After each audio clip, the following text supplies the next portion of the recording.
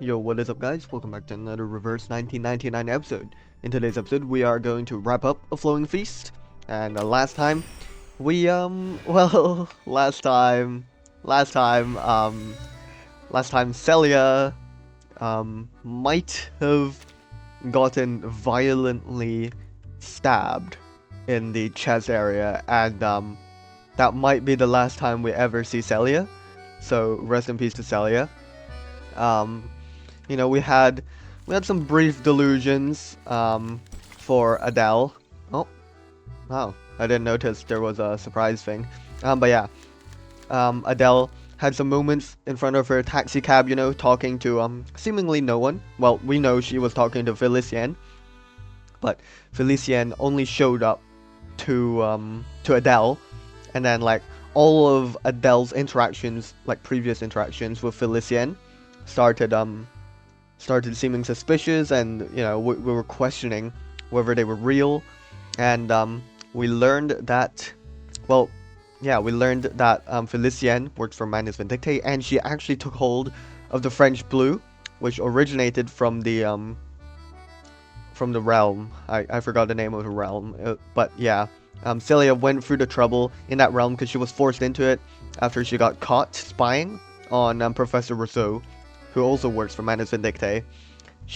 Celia managed to give the diamond. Sorry, was it a diamond? She gave the French blue to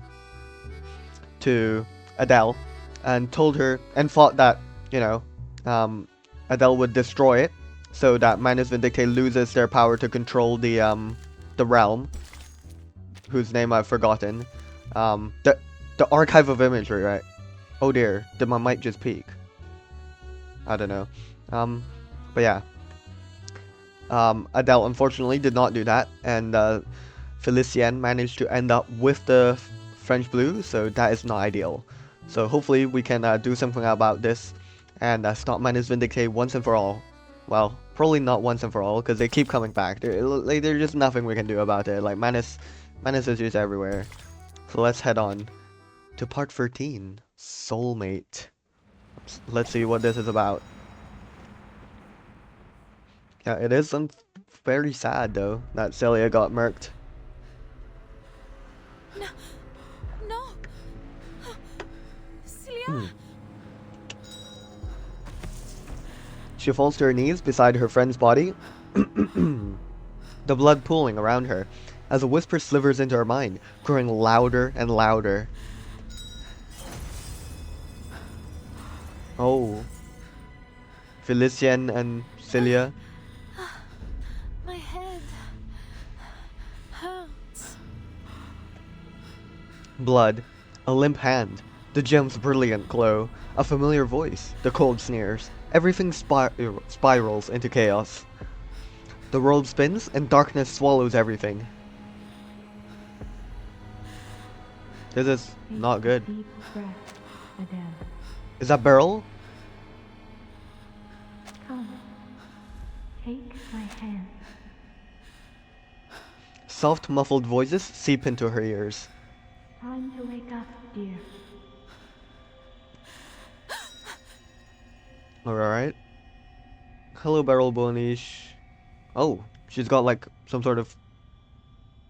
She was holding something to us. Some sort of talisman or something? When did the lights come on? After several slow blinks, she begins to make sense of the faces staring down at her. Madame Boaniche? Feeling better? Take a breath. Rest a moment. We are here with you now. Who's we? Is Professor Rousseau also here? Because we gotta dispose of him. Seeing another figure beside them, Adele instinctively leaps up to put Beryl behind her. Stay away from him, Madame Boaniche. He's the one behind all this. Yeah. What? Yeah, you bozo, Professor Rousseau. How dare you work for Manus Vindicte? Disgusting behavior. Celia told me everything. She saw you turn Vincent into a monster. Oh, my dear girl. When we get you back to the surface, we must get you some immediate mental care. Nope, that won't be necessary. You've been pacing around in circles, talking to yourself. laughing and crying for who knows what reason. And now, just as I thought Madame Broniche had managed to calm you down, you start spouting this nonsense. Enough with your lies. You can't fool me. That's right, Adele. Let's go, You Adele. know what's good for you. You'd confess all your evil plots and come with me to the police. Nice. Isn't that? Isn't that what?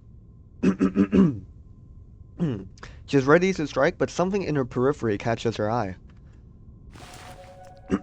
Wait. A small arrow mark carved into the stone beside her.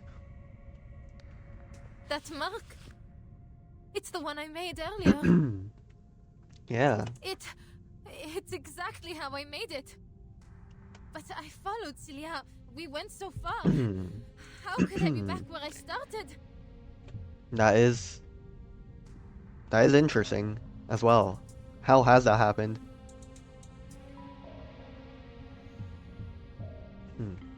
Aren't you listening? All you've done is pace in circles and mutter to yourself. And now this rubbish about Celia. Nope, I don't believe you, Professor Rousseau. For pity's sake, girl, look around. She's not here. Ask Madame Broniche if you must. No, we're actually so delusional. We're getting gaslit again. But I saw her with my own eyes. Felicien stabbed her. It was real. It was true. She was dying in my arms. Her blood was on my face, my hands. She holds out her hands, the very ones she used to lift the bloodied body of her dearest friend. But there's nothing there. No stains of red. Nothing but old calluses. Oh dear. How could this be? No, we're actually schizo. This must be another one of his deceptions. You have to believe me. She grabs Madame Broniche desperately, as if she were the only thing keeping her afloat. Can't you use your divination to see the truth? Please, Madame. You have to help Celia. She's dying somewhere. Her voice trails off. Adele realizes that Beryl's answer isn't what she wants to hear. It seems this curse still shadows over you. What you saw were simply illusions. I'm not too sure about that, Beryl. It sounds real. It sounds real. Rest assured, I will do what I can to help you through this. We're not mentally ill. We're not mentally ill. Beryl reaches toward her, but Adele steps back. Illusions? So, even you think I?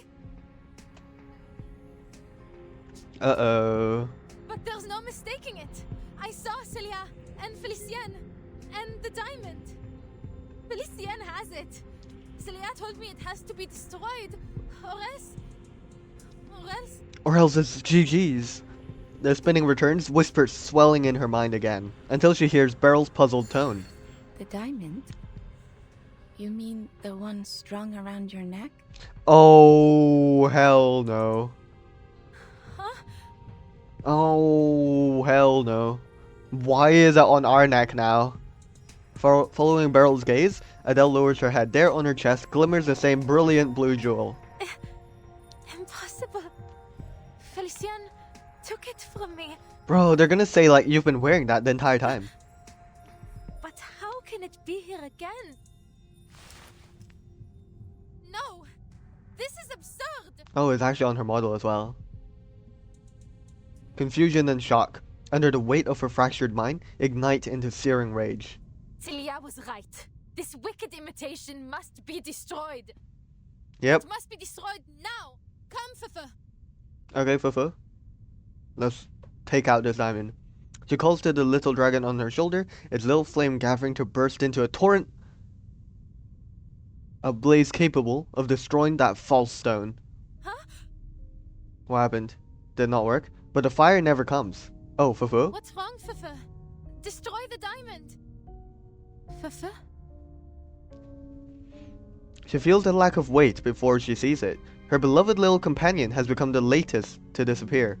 Oh my god. What's going on? Just the most terrible things are occurring to us right now. But Fufu is more than just a pet. It shares her mind and soul. It could never vanish like Celia did. Her mind goes blank again, dizziness swelling in waves. This is too strange. What was I doing again? We were fighting against Manus Vindictae. Her head pounds. All sound vanishes except her own panicked breathing. Right. The diamond that Celia gave to me. We must destroy it. What she said was real. Yes. I have to destroy it. Good idea, Adele. Resolve flickers to the surface, only to be dragged down by the tide of hesitation. But this isn't any ordinary diamond. It's the miraculous French blue. Do I really have the right to destroy a national treasure? It's fake, Adele. Inhale, exhale. Even that simple act stretches her mental state. Who was it who asked me to destroy it anyway? Oh, it must have been Celia. But Celia, she gave the diamond to me. It's mine! Oh dear. At last, a sharp voice cuts through the noise, clouding her head. Her breathing steadies, the stabbing pain recedes. You're right, Adele? Whose voice was it that we heard? She stops. A drowsy calm spreads through her. Every worry, every doubt slips away into a warm abyss. Please, mademoiselle, you seem to have been through a lot. You need some rest. No, we don't. No, we don't. Stay away, Rousseau. Perhaps get some away from me. fresh air might ease your symptoms. Come, I'll lead the way back to the surface. I don't trust you. My colleagues and I have a reservation at a restaurant nearby. Please, join us for dinner. A firm hand falls on her shoulder, and at last she finds herself unable to resist it. I think you're right, Professor. No, Adele. I need some fresh air. Adele hears herself agreeing softly, meekly. The necklace, heavy with its vivid blue diamond, hangs against her skin, tangible, real, as if it had always been there. No, what is happening? What is happening? This is not ideal. This is not ideal for Adele here. It's a scary occurrence. Oh wait, this one says clear stage 20. Are there 20 stages in this event?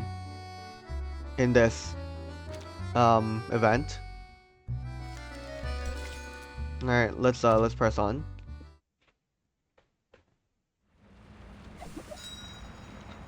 Grand Guignol? Guignol? I'm afraid I don't know how to say that word. A fine restaurant that requires reservations may not be an ideal spot for dinner after an adventure. The atmosphere brooks no laughter, no clinking glasses, just conversation restrained under the weight of etiquette. The room hums with quiet small talk pierced by the faint scraping of silver over porcelain.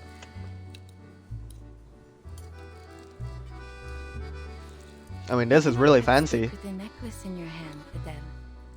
Why not put it down? Just for a while. No. Thank you, madame. But I can't afford to lose it again. Okay. I don't know. I don't know if Adele is fully herself right now.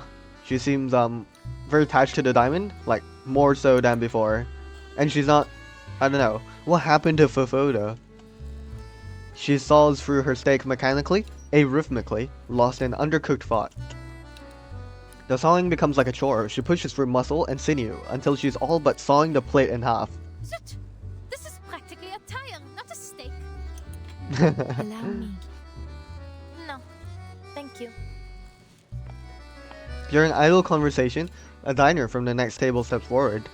Oh, Madame Blaniche. It's been a long time. I'm glad to see that you're still in Paris. Who are you? Your eyes bags look heavy. Wait, there's like a blue liquid off the plant. Are you working for Manus? And you? Still in search of your lost fate? I'm not sure anymore. What you said may have been right. Fate is a kind of erratic stream. To search for meaning in it or impose meaning upon it is pointless. Damn. Even so, some part of me still longs to try. Perhaps it will one day be in reach. Alright. But I wouldn't want us to dwell on my insignificant problems. I understand that Professor Rousseau has made some interesting breakthroughs in the resurrection of the dead. Though first, perhaps you'd introduce the Senora here? She is the one I spoke of before. The girl who stands at the confluence of streams. Adele, this is a regular of mine. We call him Hummingbird. Okay, nice to meet you, Hummingbird. A pleasure, I'm sure. Ah, yes. I see what she means. You look a little pensive, Senora.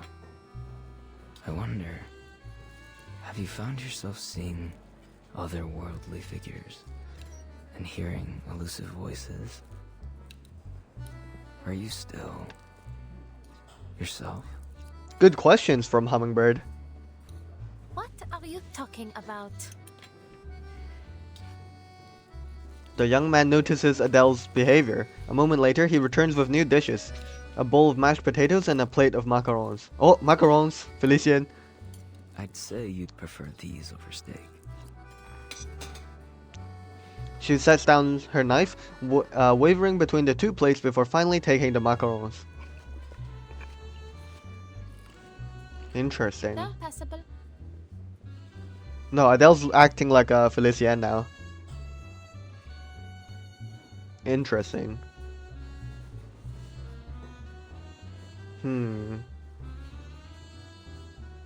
I don't know. Adele, the way Adele's acting, the way she says things, she's speaking like, kind of like a high class, like, noble woman, if you know what I mean. Sorry, not that high up, but around like here, where she says, a pleasure, I'm sure. And then picking the macarons here. I don't know. And then she comments they're passable. Like as if she's like a macaron connoisseur. Like, I'm fairly sure a taxi driver would not be acting like this. And yeah, I feel like we're catching glimpses of Felicien's behavior through Adele somehow. But I don't know. Because it's kind of weird, right? Because we saw Felicien put on the necklace with the French blue on herself. But then we see Adele with the necklace on herself. So, I don't know, there's some kind of weird overlap going on between Adele and Felicien. Though nowhere near as good as La Durée, I must say. What?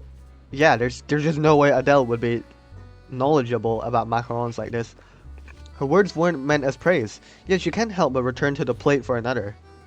The professor is about to give his speech. If you don't mind, Madame Bourniche, might we continue our chat later?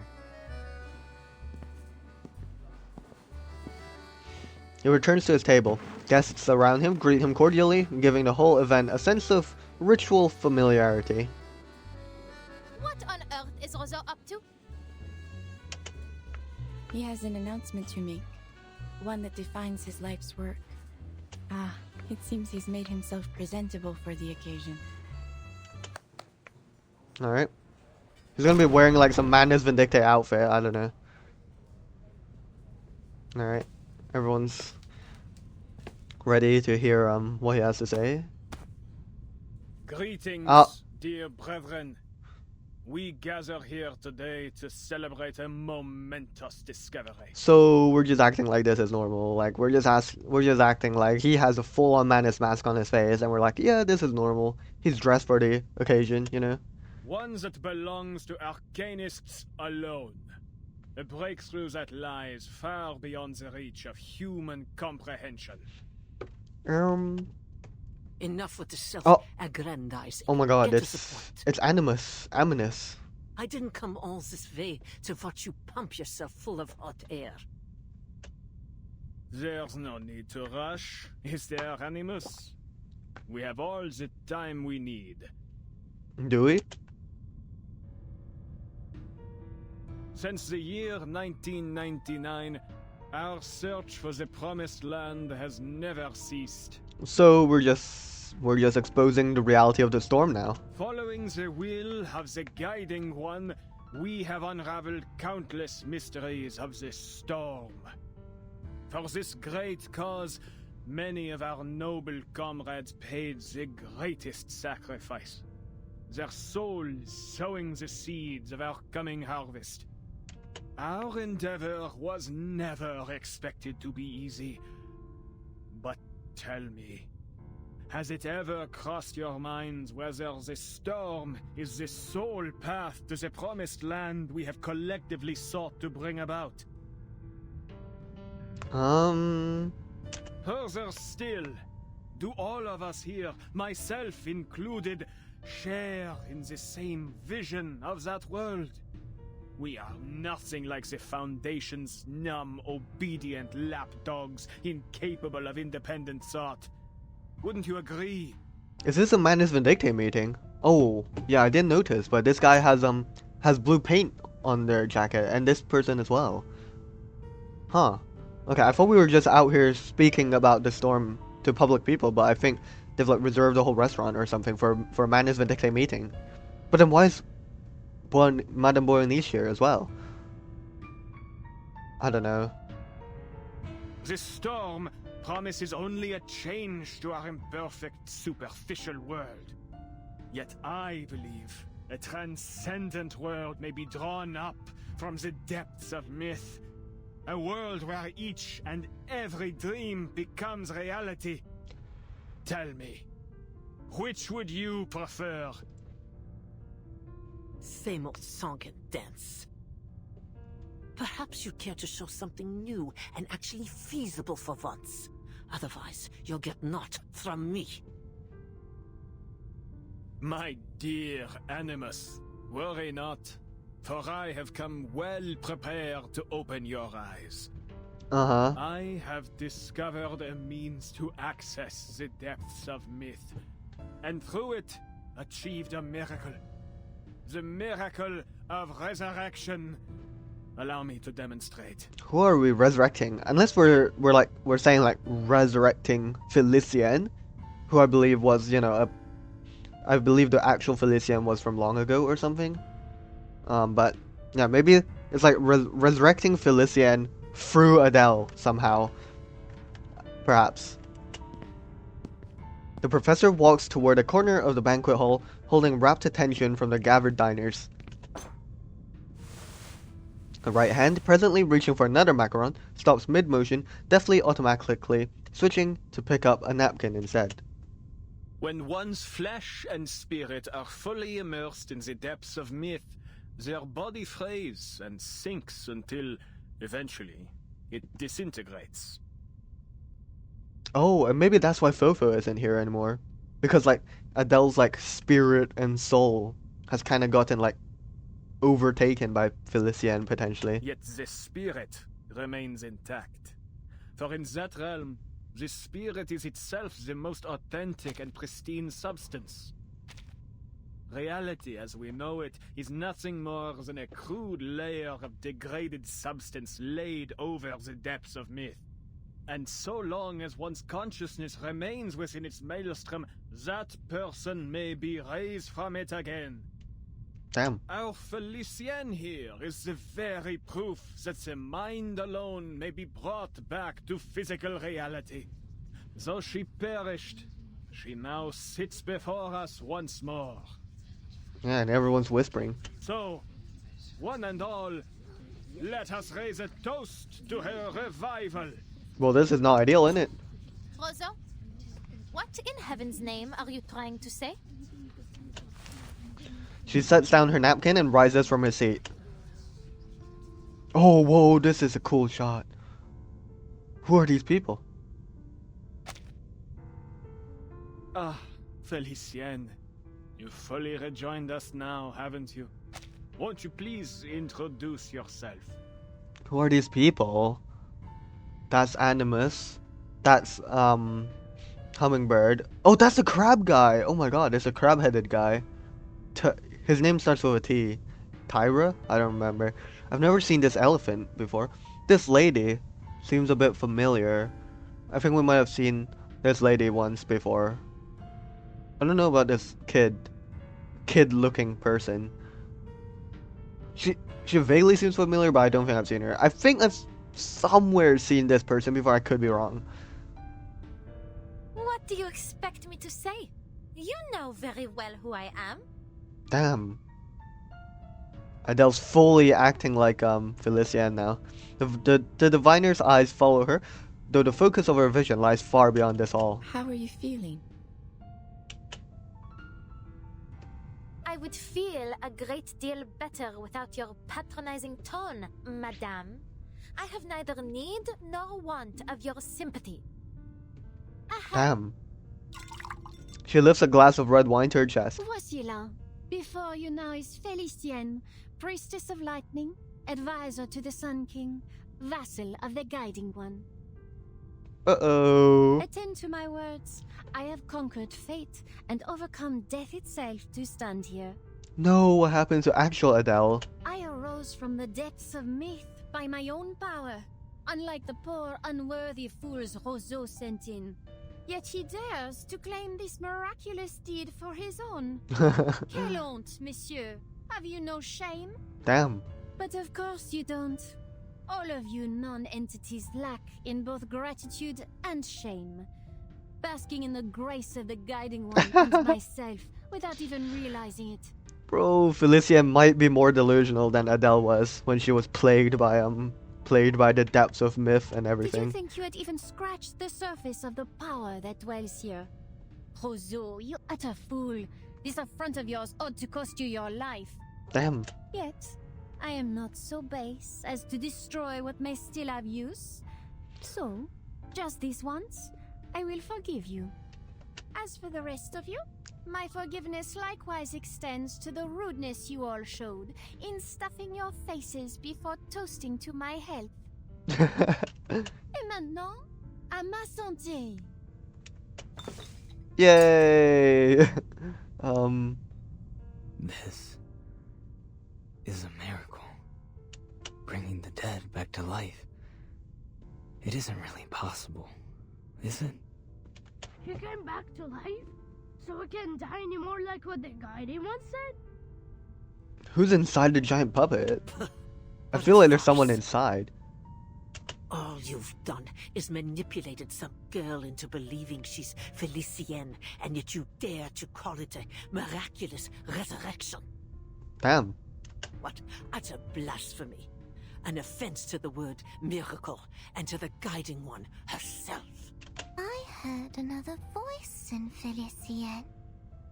One that belongs to someone else. Could that mean... Why do we speak as if she is not present? Let us bring our concerns to her. There are Oh, things we can only speak to the Adele? true Felicienne would know. Mind alone returning to reality? But has Felicienne lost her arcane skills in the process? If so, then this revival is meaningless. Ooh. Yeah, first time hearing Tyra speak. Pretty cool. Whatever the case may be, if this is a true venue of life eternal, should we not seize it? At least until we find an alchemist capable of concocting the Fountain of Youth. Oh. Wait, they might be talking about finding the alchemist of Forget-Me-Not, perhaps. Because this was 2 years ago, which may be before or around the time our journey with the Timekeeper begins. So this could be before they recruit Forget-Me-Not in 19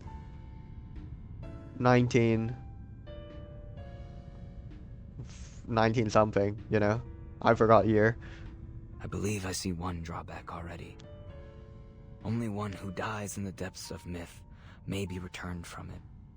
To die elsewhere would be to lose the original image of one's being. I imagine this is our shared goal then. To unleash the depths of myth upon the material world, so that we might render a collective image of all who dwell in this era to be raised anew. A demure and polite voice in the corner interrupts your debate. But ought we not to first celebrate Felicien's return? Oh, I saw the painting and I thought it looked pretty strange, but I didn't realize it was actually a Manus Vindicte member.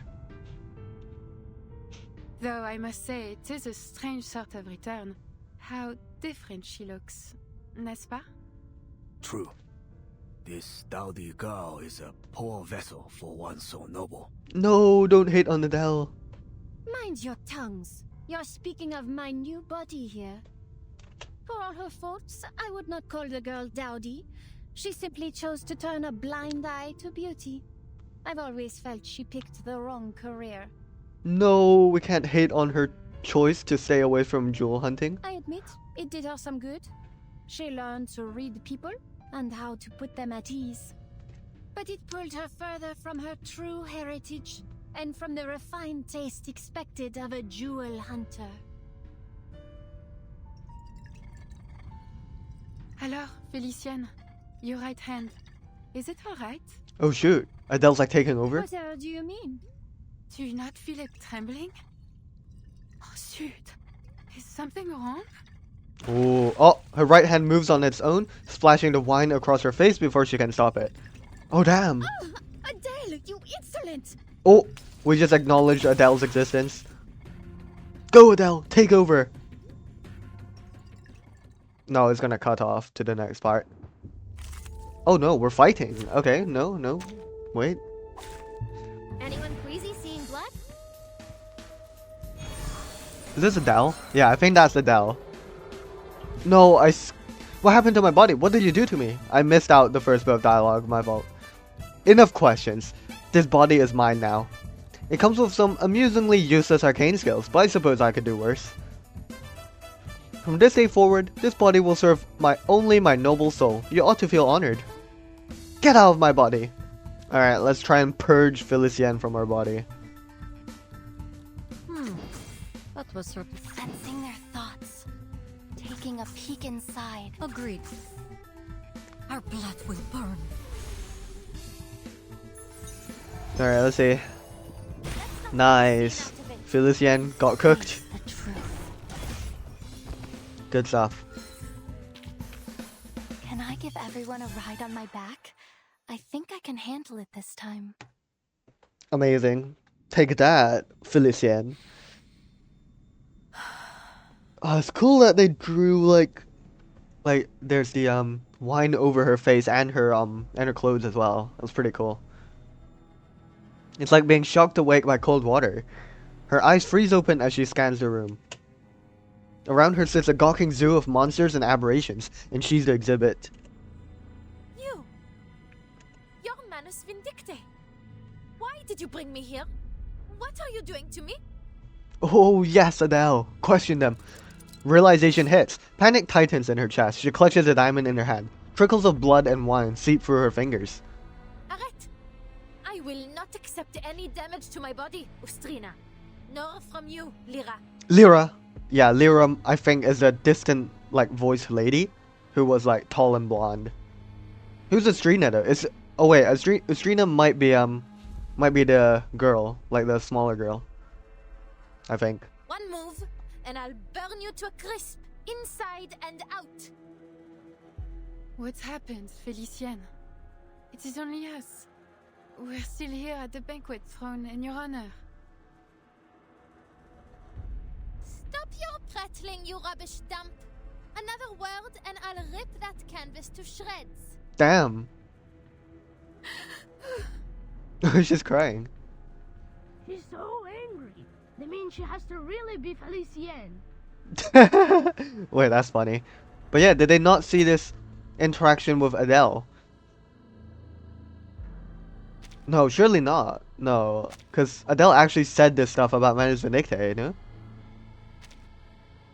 Words of wisdom from a puppet of all things. Need I point out who pulls your strings? Hypothetic? Hypothetic. You cowards! Ganging up on a poor, innocent woman. Each and every one of you is a monster. Damn. I won't play whatever game you have in store for me. Felicienne is looking... Wait. Yeah.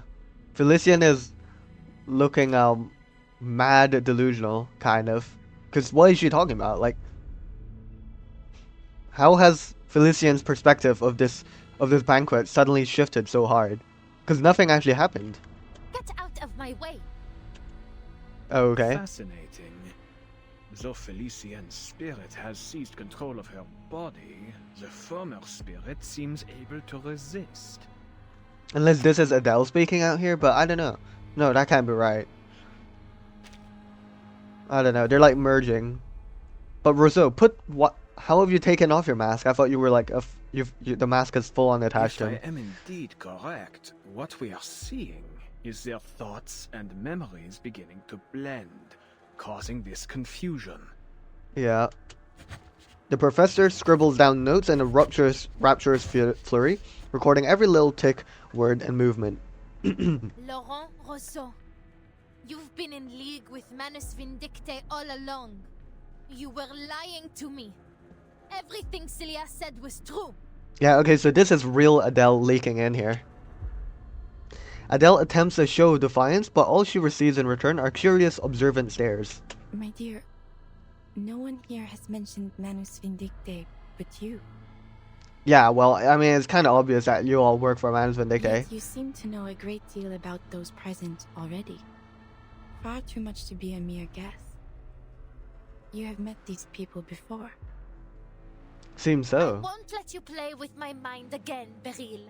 Celia told me all about these thugs. She told me everything. Then it dawns on her, a flaw in her own reasoning. Maybe not exactly everything, but she did tell me that it was Manus Vindicte that killed her. Rousseau, Felicien, you killed her. You murderous Manus scum. Yeah! I believe it is time you faced the truth. Was Beryl also working against us? Is she actually working for Manus or not? I actually can't tell. I mean, she is in this meeting in the first place, so I don't know. The truth? What is it this time? You think I don't see through you? You killed Celia.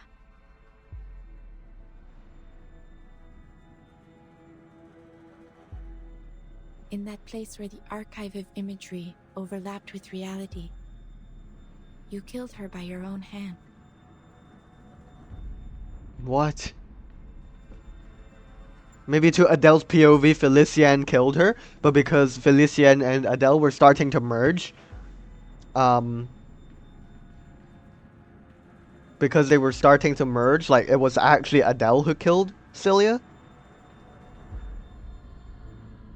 And then, I don't know, maybe all of Adele's... Huh. I don't know. But yeah. Potentially it could have been Adele.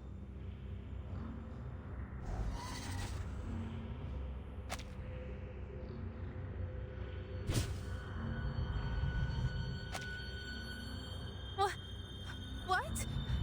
Oh no.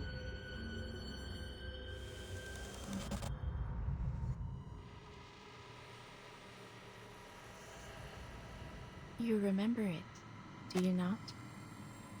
You allowed it to happen.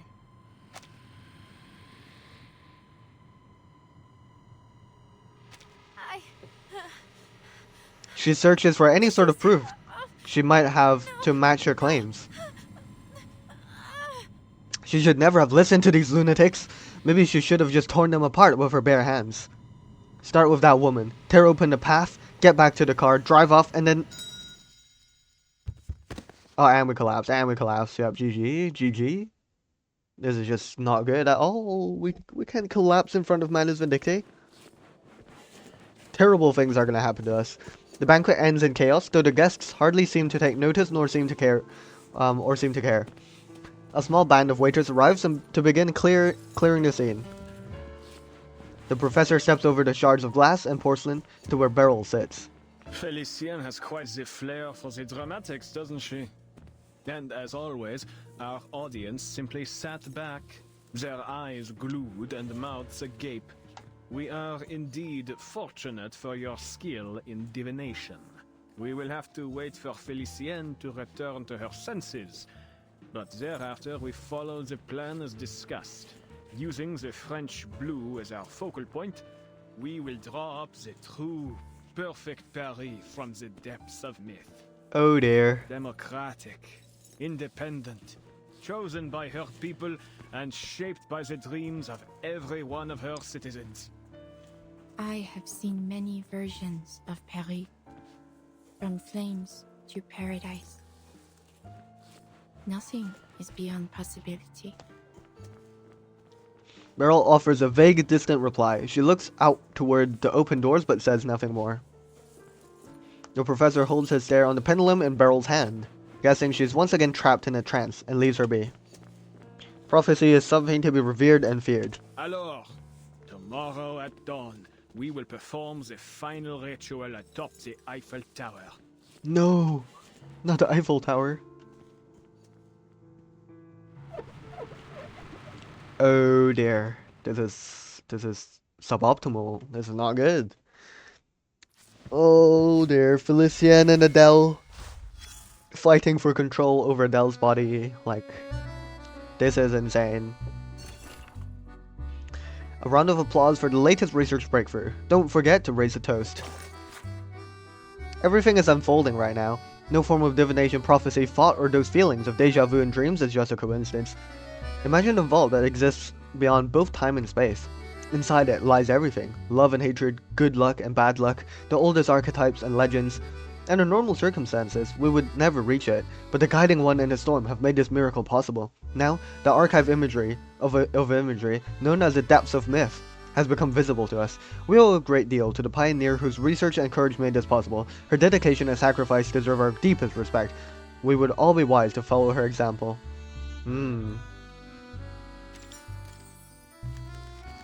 Let's press on.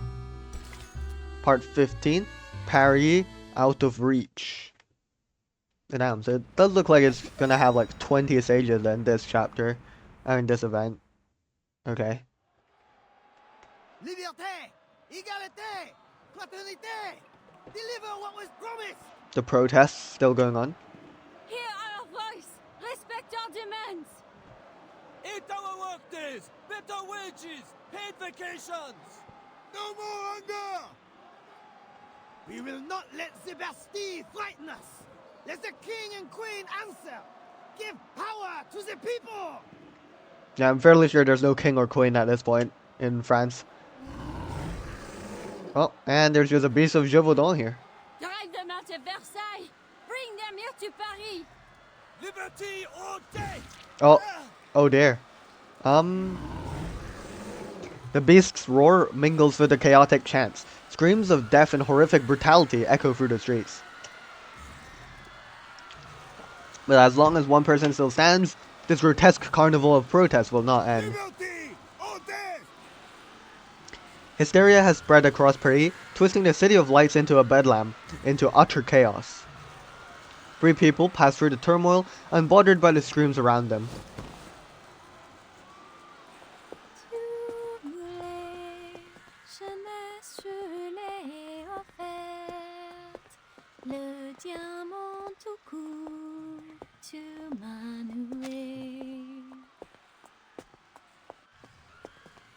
You long for youth and I gave it freely, so you tied a diamond around my neck.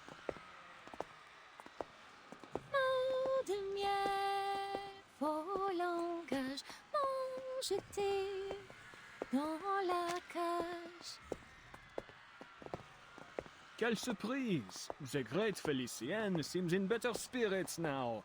Oh dear, that's not good. Et tout ce qu'on ne croit dans le silence, dans un coffret noir, loin sous la terre. Though I feel this isn't the time or place for such a song, mademoiselle. Felicienne stops fiddling with the diamond and casts a disdainful glance toward her increasingly insufferable toady. Adele would never interrupt me the way you did. Damn, we're saying good things about Adele. Let's go. What a shame she never heard this song. But you wish to speak business, yes? Then let us talk. First, answer me this. Why has there been near or no progress in passing on the Guiding One's teachings, despite the many changes in Era? You've elected to ignore your most sacred duty, throwing aside her benevolent instructions in favor of your pursuit of knowledge. Without my leadership to inspire you, this organization is about as useful as a chocolate teapot, it seems. Damn. Please, mademoiselle. All these problems will be solved once I unravel the deepest secrets of the depths of myth. Look at you, still clinging to that old drivel. Did I not already expose your worthlessness? I'd have had you swept out by the servants in my day. But you're living proof of my thesis. You came back from the depths of myth. How can you not believe? What I believe in is my ability to conquer death. I have no particular interest in your imaginary Paris. Now Damn. you're babbling nonsense about ideals. Sheesh. It is our shared goal to return the world to its most glorious era, n'est-ce pas? We've found the means. I only ask that you trust me. I don't trust you. Trust? You'd have me scale the Eiffel Tower of all things to use my diamond to unleash the depths of myth. While you stand at a safe distance and watch? That's your brilliant plan? I admit we made a mistake, mademoiselle. But I've discovered the truth. The depths of myth don't lie below, but above. Above? Altitude represents ascension. A primordial image as old as civilization itself. That is why you must reach the peak of the city's tallest structure. There, all of Paris, perhaps even the entire world, will transcend. If my theory proves correct. If your theory proves correct. Theories. Ugh, what torture it is to listen to you. And what of you, madame? Why are you staring at me like that? Your gaze is nauseating. Stop it. Are we talking to Beryl? The silent woman's eyes are vacant and neutral. Are you even listening to me? I am. Beryl is just chilling. Her reply comes faint, barely more than a whisper.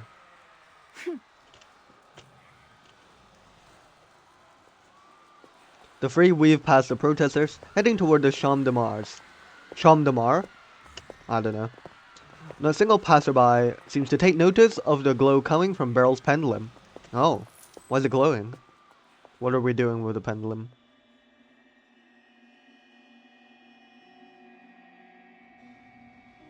Taxi realm. Oh my god. The car is parked on a silent street.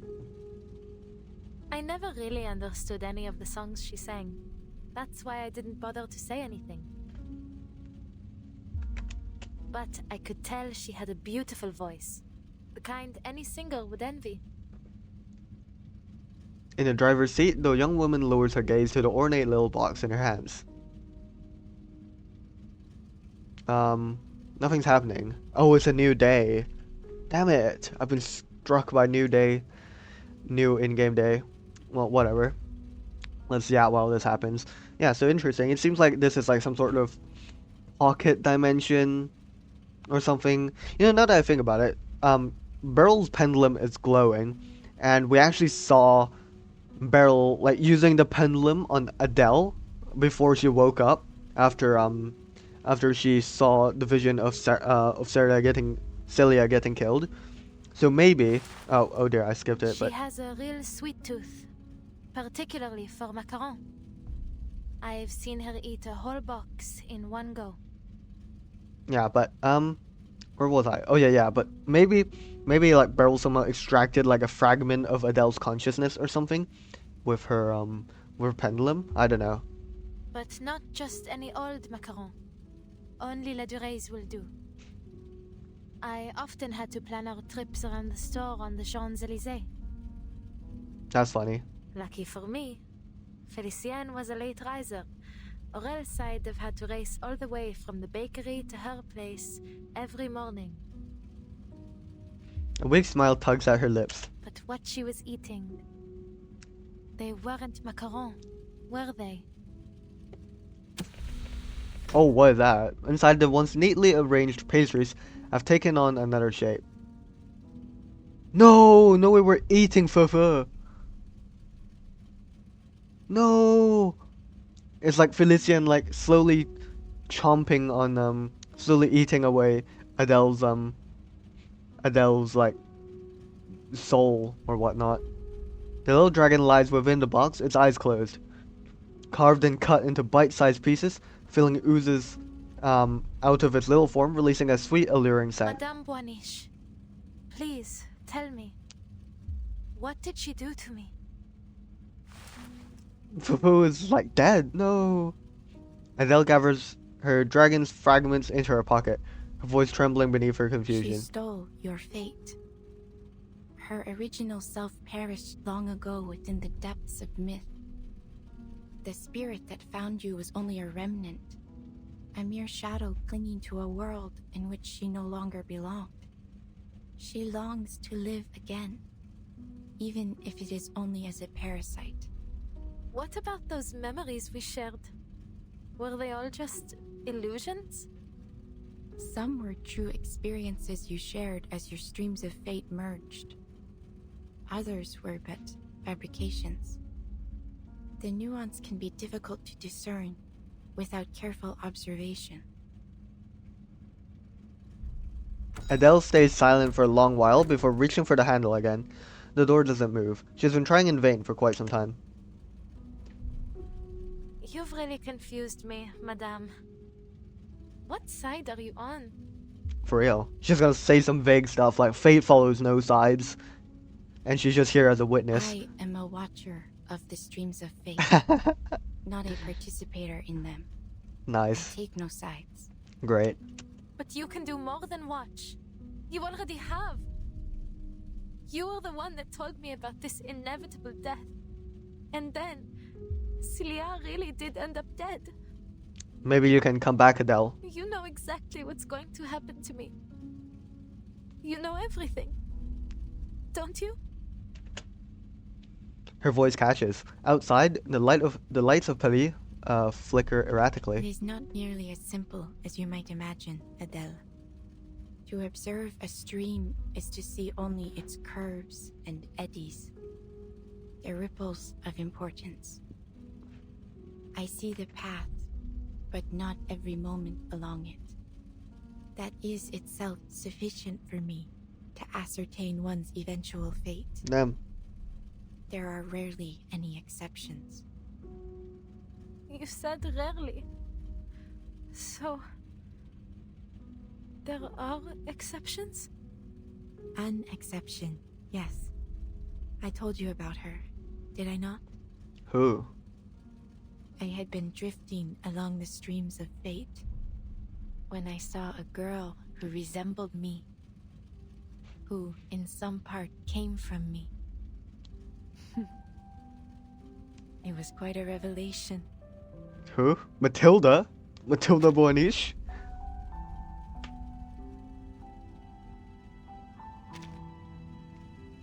I saw where our streams merged long before she was born, and I knew I would name her Matilda.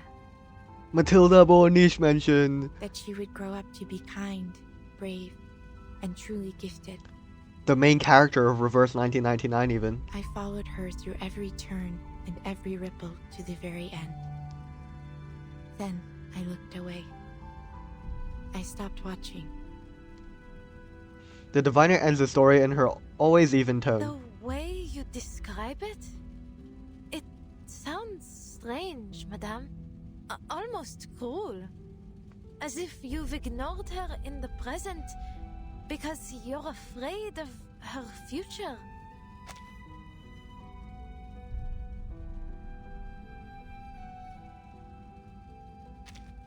I studied the entirety of her stream, every moment of her fate. It seemed enough.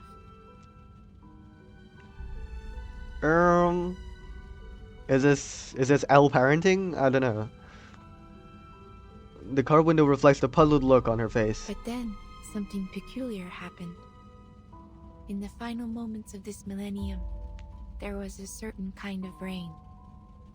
Since that time, the streams of fate have lost their clarity. Okay. At times they are muddied, at others interrupted, twisted into vortexes.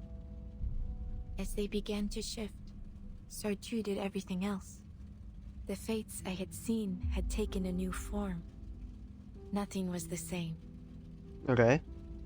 She turns toward Adele. Soon, Felicienne will complete Roseau's ritual. No. Once that happens, your spirit will rest forever here in this car, and a calamity would fall upon Paris. Terrible. All the visions I saw end here. You're implying something, aren't you? Are you saying that my fate isn't set in stone? I am simply stating what I saw. Okay. None of their fates become passive to them, hoping that by inaction they might avoid their consequences. Others are driven to attempt, however vainly, to change it. How you interpret this prophecy is entirely up to you. Splendid. Adele examines her warily, but if there's anything being hidden from her, she can't detect it behind those glassy eyes. Then there's still a chance for me to leave this car, n'est-ce pas? This is a spiritual haven, a place which belongs to you alone. Once you leave, you may find salvation hidden within the currents, or a fate far worse than death. Oh dear. I don't want to know what lies in wait for me. What I want is to get out of here and destroy the diamond, just as I promised. I won't fail again. You know a way to let me out, no? You wouldn't be here otherwise. Please, madame, tell me. Whatever future you're hoping to see, it will never happen if I give up now. She clenches her fist, ready to shatter the window if no answer comes. Even now, she doesn't know what Beryl truly wants. She doesn't understand, and has no time to attempt to. Then, the diviner's smile fades, replaced by something unfamiliar. It is a diluted kind of sorrow, perhaps just awareness of someone used to failure. Even in the face of oblivion, you would try to change your fate. She leans forward, presses down Adele's fist, and gently opens the door. Go, then. Beryl holds it there, steady, meeting Adele's startled eyes. Merci. Damn, just like that. Outside, the lights of the city seem blindingly white, as near and as distant as the sun. A strange calm washes over her, despite seeing nothing at all. I'll see you around, Madame Boaniche. She steps into the white. Beryl closes her eyes. She recalls something from long ago. Okay, let's recall it. So, where is this so-called fate you've been waiting for? You've seen the end already, n'est-ce pas? The only one possible, anyway. My triumph. You prophets are all the same. My family bankrolled a dozen frauds like you, yet not one ever foresaw the revolution. You ought to have dedicated yourself to the guiding one instead. Beryl raises a finger to Felician's lips, shushing her arrogant colleague. You speak because you seek my direction. You wish to unravel the secrets of resurrection. You're clever for a prophet. Of course, that's my goal. I wouldn't allow those bungling followers to take credit for such a discovery. I must determine the truth before anyone else. North, that is where your path leads. But know that there are consequences to what you seek. You will not emerge from it the same. Spare me the theatrics. I shan't be intimidated. You've pointed the way. I have no more need of you. Damn. Whatever consequences lie ahead depend on me, on my actions. not some puddle of fate. Au revoir, madame. Let us see what the all-seeing lady has seen for us. Well, and then she came back as Adele, I guess. Beryl watches her silhouette. It passes through the corridor, out the door, vanishing into the blinding daylight. Goodbye, Adele. I look forward to seeing what comes of your actions. To seeing another prove me wrong. Let's prove her wrong. Let's defy fate. Alright.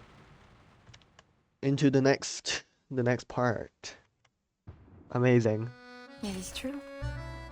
I have held back many important details concerning matters like the nature of Felicienne and Brom's relationship, and Professor Rousseau's true intentions, but I believe it is not my place to disclose such things.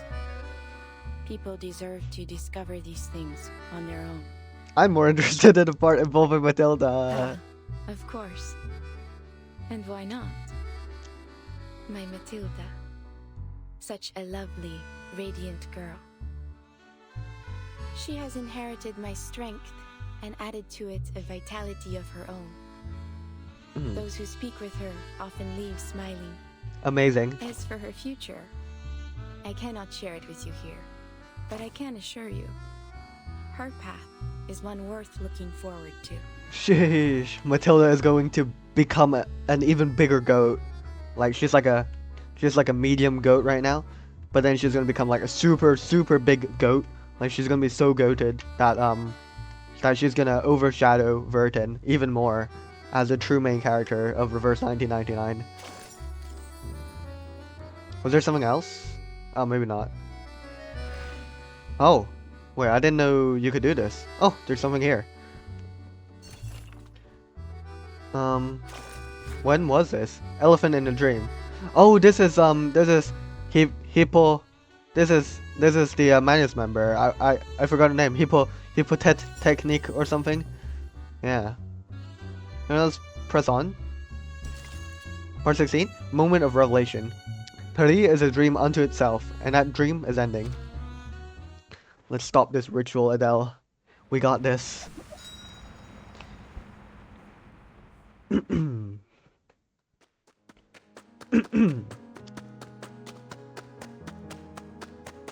She runs through the endless white, not knowing what she's searching for, nor where the path will end. Streams of fate. But how can I find them? Dowsing might be a little on the nose. Zut! She was just steps away from me when I was in the car. Her steps grow heavy, but she doesn't stop until Paris appears before her. What's that? What's what? Oh dear, what is that? A base of Gévaudan? I don't know. Is it Paris?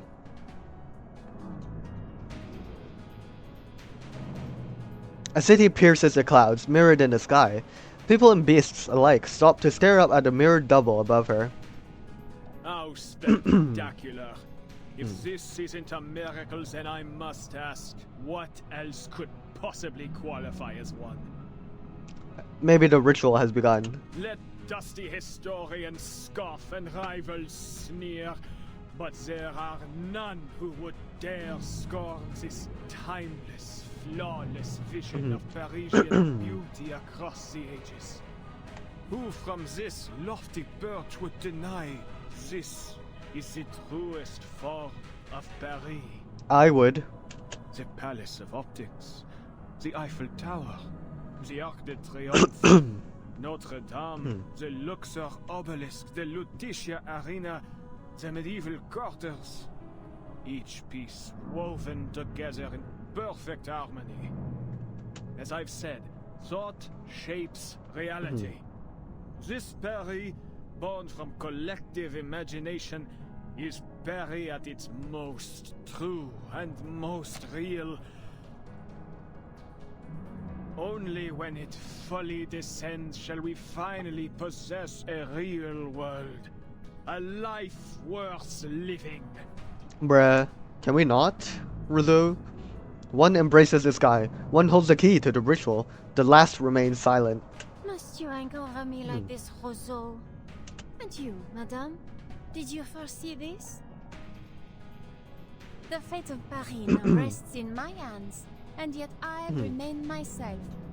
What a pity it must be for you. No more tricks.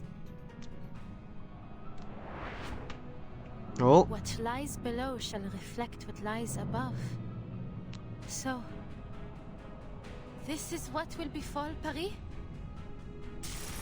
She reaches toward Felicien, but her hand passes straight through her. I can't touch her. Huh. She tries everything, attacking, casting arcane skills, pinching her own arm, until a flash of white swallows her entirely. Are we coming back? Hey, I propose we push Rousseau off the Eiffel Tower. Thoughts? Oh, we're back in the car. How's this happened? You have returned. Oh, we're back. Say less. What? Oh wait, or have we returned to the car? When she blinks, she's back inside the taxi. How am I back in here? You failed to take back your body. So long as you return here, though, there is still a chance. Okay, so we just have to keep running out of the taxi towards the Eiffel Tower, I guess, or something? I found Felicien. I was right next to her. But I couldn't reach her no matter how I tried. Then give up. And accept this as your final resting place. Thanks for the enthusiasm, Beryl.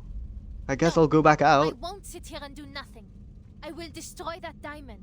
I must. For Celia. But how am I supposed to reach Felicien? Wait. I don't really need to reach her, do I? Yeah, she is kind of just you, Adele, so you just gotta somehow channel yourself through your own body to take over Felicien's control, I guess. She snaps upright, remembering. Madame Boiniche, you said before that the stream of my fate merged with Felicien's. Indeed. So, in a sense, she and I are always together, n'est-ce pas? Her fingers brush the dragon's spine in her pocket. The smooth cut, limp tail, the limp tail tip. Then I don't need to find her, nor even find myself. Because she is me, and I am her. W realization. You have begun to understand. Let's go, Adele. She only had the means to claim your body because your spirits are closely intertwined. Any impact to your body affects both souls, though the weaker of the two spirits often cannot endure the strain. Okay, so we just have to we just have to endure better than Felicien. Often, Lol. but not never, no? So even you can't see what comes next. You don't know whether Felicien or I will win this fight. She locks eyes with the impartial diviner, and then she sees it, the flaw, the crack in the illusion.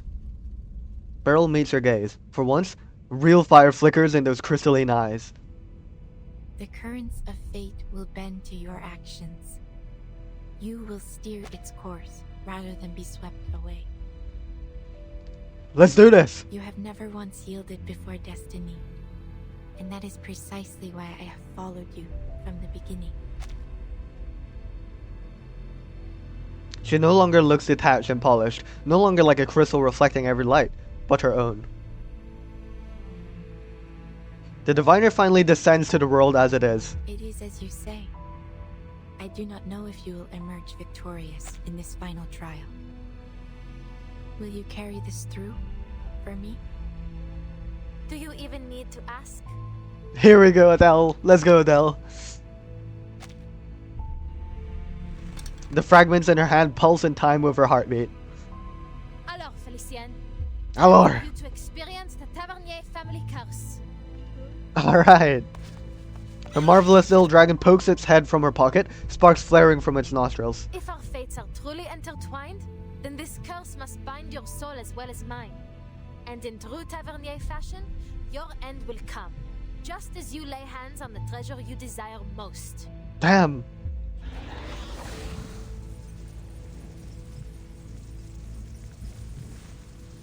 Well, let's see if the curse is... Oh. Let's see if this curse befalls her. The ritual proceeds moment by moment as the Paris above above them begins drawing closer to the ground. The twin Eiffel Towers nearing collision. Yeah, this is really cool visual.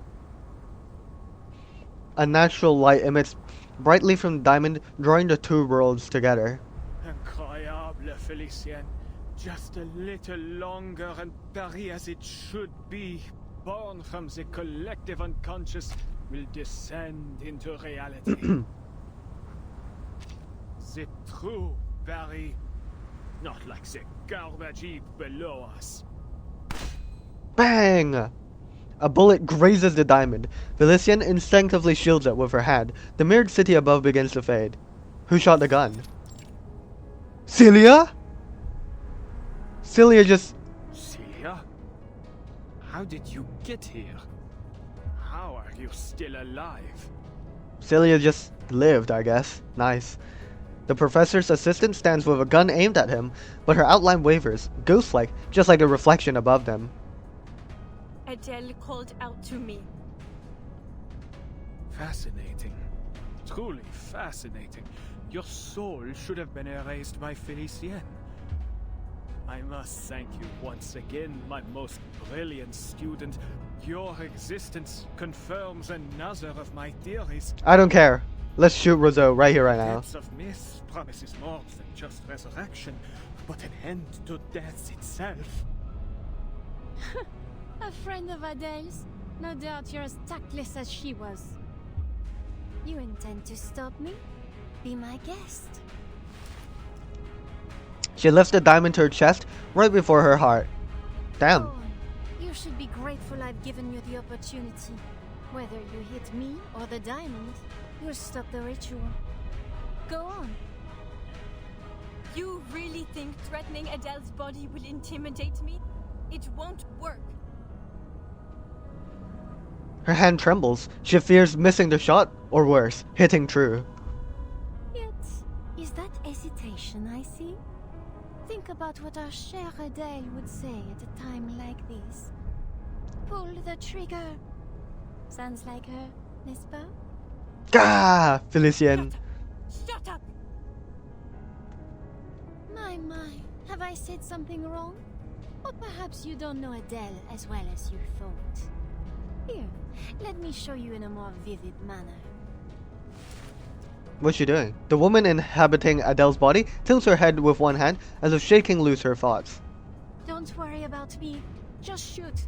Take us both out. It's what you have to do. Damn. It's the only way to break my family curse. You have to end the adventure with my death. Bruh. You fall at the height of a brilliant journey. That's better than fading into some bleak, ordinary end, no? Well, I don't know about that, actually. No, Celia. You don't need to do this. I'll end this myself. Damn. We're taking over, Adele. An unexpected line is delivered in the clumsy play, stunning both the actress and her audience. Oh shoot. And at that moment, the sleeping dragon awakens in her pocket. Oh, whoa, we're burning ourselves. Oh my god. What is this? This is insane. You irritating little lizard! How dare you harm your own master! Damn you, Adele! You and your wretched pet! Flames sears through the haze, pain burning away the chaos of her memory. The scorching heat, purging all illusion, returns the body to its rightful owner, finally allowing her to move freely. So this is what it feels like for a soul to be scorched. I finally understand why so many fear hell. This looks nuts. Adele, you fool! Tell your patches stop it once! Do you wish to die with me? No, I don't. Not right now, Felicien. So why don't you drop the diamond? I can already guess your response. You keep dreaming! This diamond belongs to me! Not even death can steal it from me! Oh. Listen to you. You'd make an excellent tavernier.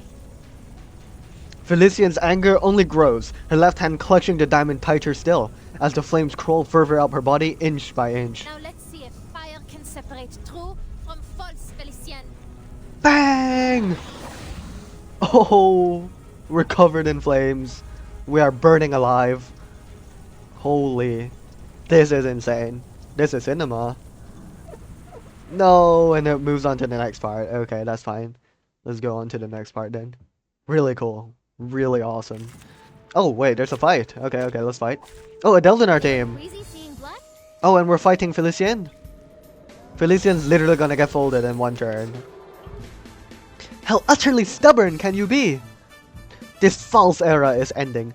If you intend to continue to exist in the one to come, you must surrender your body to me. I'm done listening to you order me around. You may think it amusingly useless, but let's see how you handle my fire. Ah, you barbarian! Alright, let's go. That was taking a peek inside. Alright. Agreed. Felician's gonna get cooked. Come on. Show them the power of Blood Fife. Oh, she got one shot, and she got one shot. That's so funny. Enough! You're fired, Adele! Took you long enough. Nice. Yeah! Vampires don't just thirst for blood, we crave victory too. Amazing. We did it.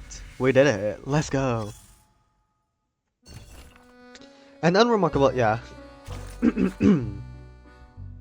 Oh, that's this is the guy. That's Hummingbird, right? A painter sketching in a square remembers reaching a point where his artwork was stuck in a bottleneck. That's when a young person with a uniquely inspired touch helped him finish it. The piece, with its exquisite cubist composition, now shines with the light of a new age muse. The painter believes this must be the work of some magnificent god of art who manifested to guide him. Oh. Let me take a look. Yeah, so this is Tyra. Who is this though? I don't know who this is. This might be Lyra, I think. This is the elephant toy. And this is Hummingbird. I don't know who this is though. Have we seen this person? I don't think so. Unless this is like the painting. Oh yeah, maybe. A rare kind of... I don't know. Maybe? I don't know. And let's press on. Part 17. No need for promises. You will always have a place in my heart, my cher ami. Maybe that's Adele speaking to Celia, perhaps? Just a guess. No need for promises.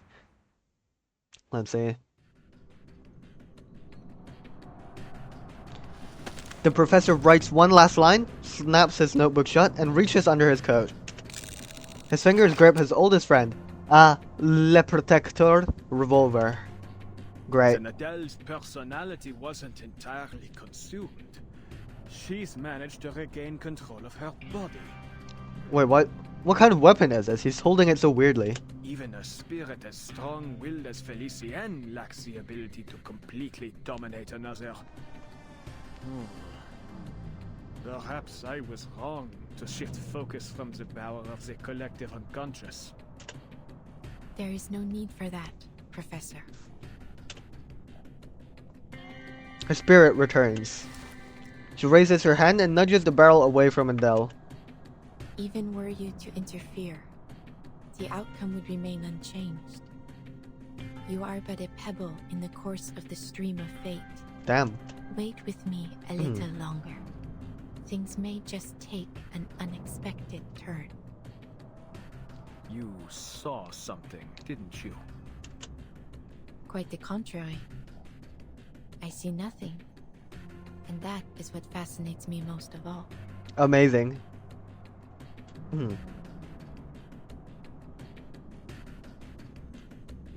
Alright, let's see. You're fired, Adele! Oh, Felician has manifested on her own. You reckless, foolish would-be Joan of Arc! I don't know who Joan of Arc is. Felician's form convulses violently. Without a vessel to cling to, she's nothing but a drifting soul. A shadow. A failed actress, dragged off stage. That's almost flattering. Let's go, Fofo is Fofo is all good again with its tail.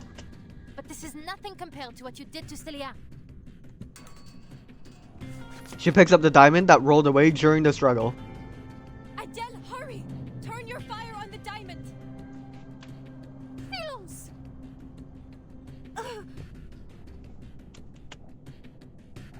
Her figure flickers as Felician lifts her hand. Then, with only a twist of her wrist, Celia's outline melts away. Oh dear. Stop this, Felicien! There's no time to check on her friend. Instead, she grips the blue diamond so hard she imagines it could break. Only the real remains. All falsehood will burn away to ash. The charade must finally be put to rest. Oh! We got stopped. Wait, what happened? How did we stop our arcane skill? Oh! What happened? You disgusting hypocrite! Don't you dare wag that finger at me! She's choking us. You may fool everyone else, but not me. I know you better than anyone. I know your true colors. Do you now? Deny it all you want, but our souls are entwined. Because deep down, you and I are just alike. Take pride in it, girl. Hosting me will be your greatest achievement. So we're just arguing for like the most dumb argument ever. Okay, cool. Felician, why would anyone want to host you, like, ever? Now, no need to play pretend as you did with Celia. All that time, you let her keep writing those letters, knowing full well that your parents were long dead. What? How wickedly false indeed. What? Her parents weren't away on the mission right now? They've just been dead a long time? Oh shoot.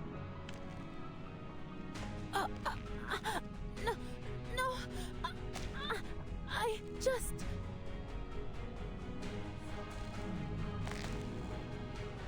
Cold fingers tighten, blurring the line between the living and the dead. She shared her deepest hopes and dreams with you through those make-believe adventures. But you ignored them. What's there to envy about a cursed bloodline? I suppose you kept her as a salve to your dreary, miserable life. You really thought you could fool the world into thinking taxi driving was your highest ambition? Deep down, you've always craved more. Don't act like... you know me. She gasps for breath, forcing out a strained protest. But I do know you. I know each and every one of your wicked thoughts better than you do. She told you to burn the diamond, but you secretly desired it. You craved your place in this adventure. Your death.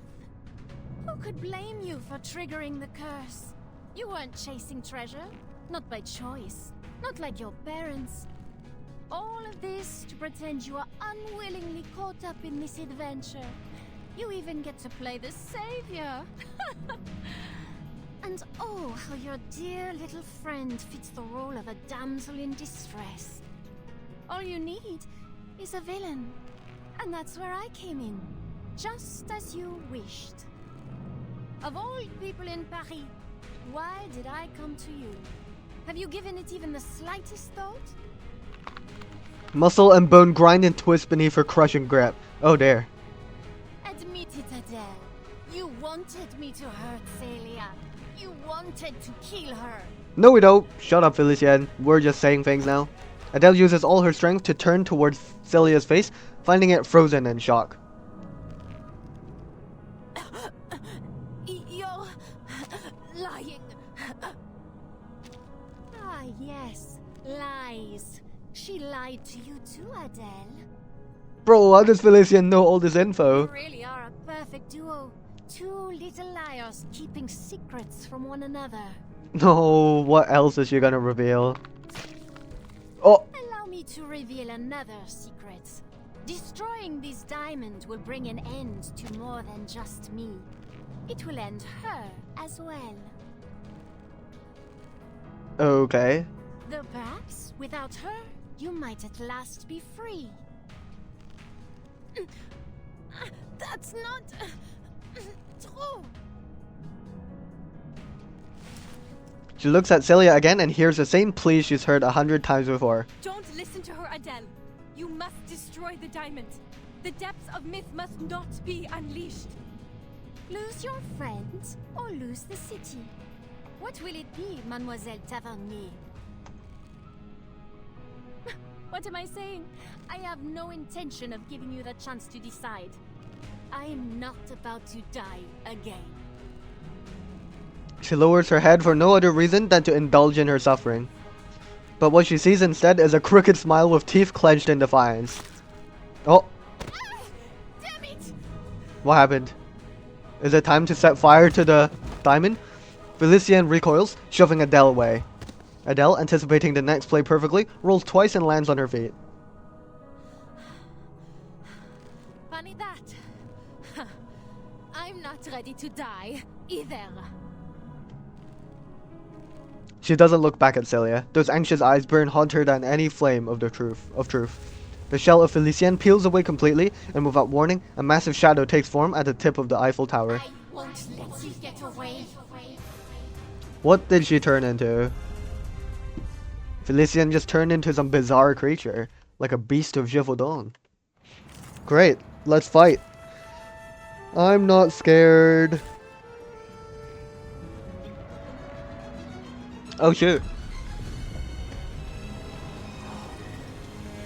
Oh, and she's upside down. No, that's really cool actually. That's cool. Greetings. Alright, let's fight her and defeat her. Oh, she's doing something. Oh. Oh, we just took damage before I could even do anything. Nice. Oh. Really believe you can escape this? Escape me? Soldiers? Shape-shifting? Manus Vindicte? My dear, foolish Adele. You are but a grain of sand before the tides of fate. What good could possibly come from fighting me? The rift is widening. We have to stop her. Oh, I didn't even notice, but her lower body is the Eiffel Tower. No, that's really cool. That's really cool. Forming some sort of shield. We need to break through. Allez, Adele. Think. Alright, let's defeat her.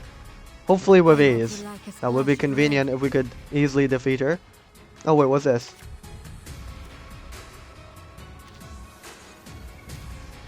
Wait, I don't need this right now. Unless it's free. Wait, let me try. Okay, no, it does cost an action, a space, so never mind. Fencing, enter the gate and see the light. It will all be over soon. Go on, Semmelweis. Right. A little surprise. Ooh, she's actually really tanky, Felicien.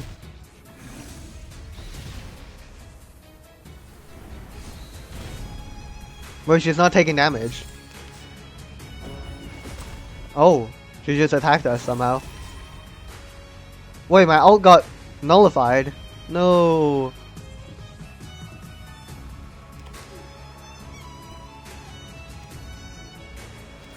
Chaotic Order, is this what we have now in Nautica? Wait, oh wait, it's up here maybe? Chaotic Order. Yeah, I don't know. Let's dispel that. I think it would be wise to dispel it. Sensing their thoughts.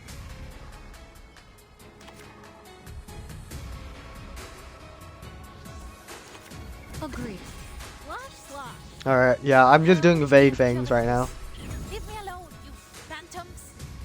If the depths of myth is nothing more than a sea of collective unconscious, It won't then the creatures born from it must How be... about a game of hide and seek? No, I think I'm supposed to damage these floating things. I don't know. I'll see if I can target those.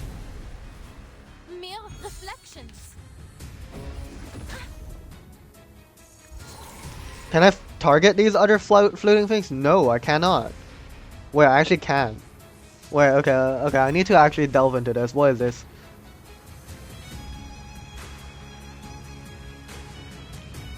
Can only be dispelled by fireball as false is purged.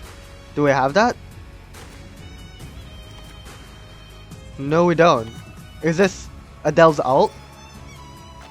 Yeah, okay, so we need to ult on Adele, I think. I could be wrong.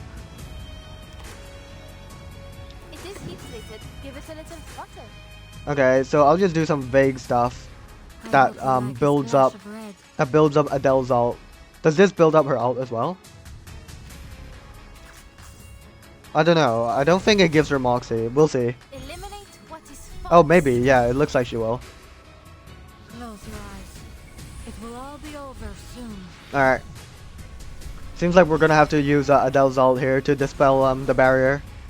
Sure, no problem. I'll do that. Purge the impurities.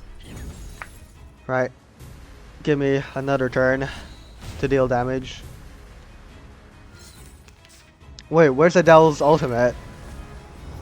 Does Adele not have enough Moxie? I thought we do.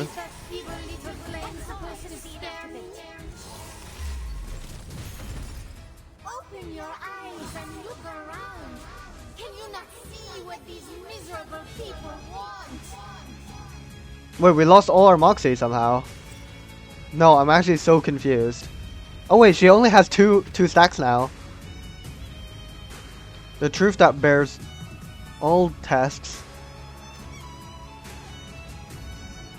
What's that other thing that she has mentioned though?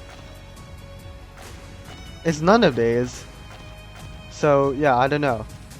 I guess I'll just keep farming Adele ults until the stacks disappear. I guess, I don't know. I could be wrong about this mechanic.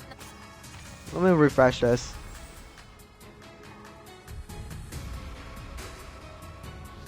Wait, we're not getting too many oh, I accidentally wasted a move. Yeah, I don't know. Do these count? These might count. I don't know. I'm just doing whatever. I don't know if we even have chaotic order on this.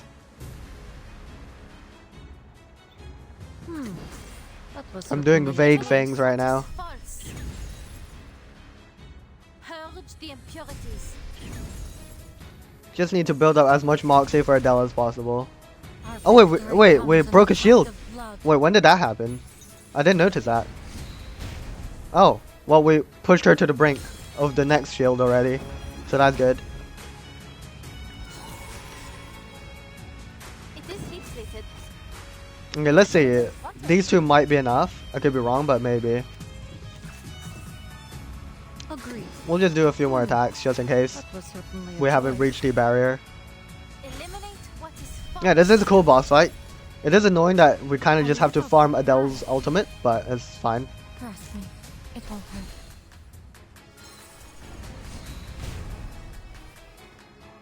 We've got so much Blood 5. I don't think I've ever had this much Blood 5 built up.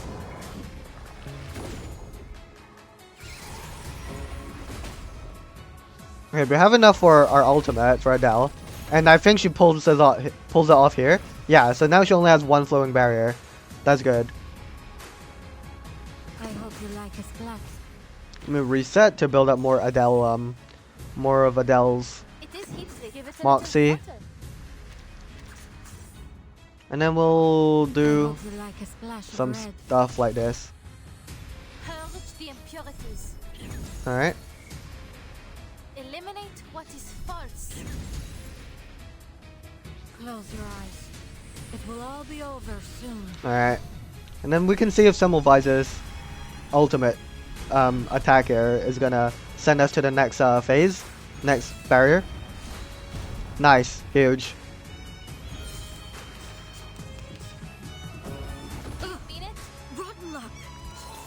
Okay, so now if I just do this, that'll build up enough, it'll build up enough Blood 5, no, not Blood 5, enough Moxie so that we carry out the ult next turn.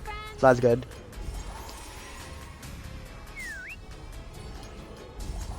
Nice. Have I startled you?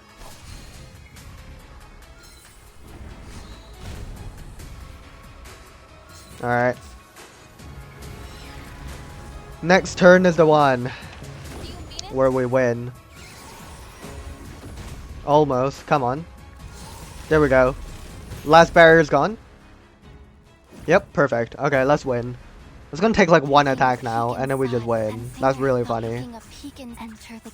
There's so much Blood 5, like, we haven't even gotten the chance to use it.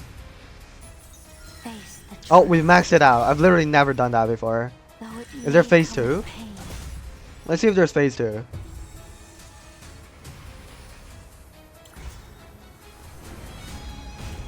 Yeah, she's not taking damage right now. No, that means I've wasted my ult here then. What a shame. We get 24 spears as well. Insane. At least we get this cool animation, you know? Very cool.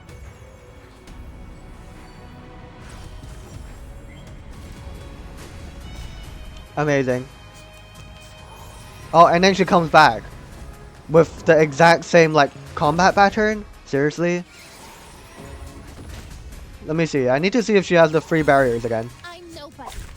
Just a tour guide from Paris who can handle a car and tell truth from lies. Okay. Par le feu est purifié. That's right. Let's do it. Did we do it? Oh.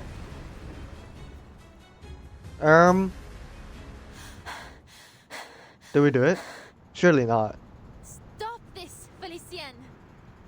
Is there a phase 2? Master of this city. You're not even the master of yourself. Damn. Battles have little meaning, save for the prizes to be won. Nice, we did it. Let's go. Let's go. Next. She's going to destroy the key barrel. Oh If I no! don't intervene, all I've worked for will come to nothing. Give me one good reason I shouldn't shoot. The rift of the Archive of Imagery has shown no signs of closing, Professor. Look up again. Watch closely. Laurent Rousseau lifts his head. The city in the sky drifts closer, its edge scraping the horizon. The diamond has already served its purpose. It has torn the rift open. The depths of myth is trickling down over us as we speak. That's not good then, is it? Also, it's raining. Is the storm beginning? Have we started a storm? I don't... Maybe? Let's see what more the little gemstone can do in her hands.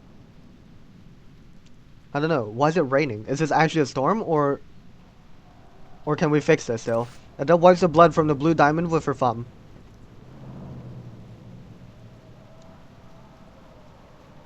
Before she decides, she has to be sure of one thing. Celia, you said you'd buy me a good luck necklace after you publish your paper. Will you keep that promise? She lowers her head. Blood diluted with tears and sweat runs down her face, dripping onto the diamond.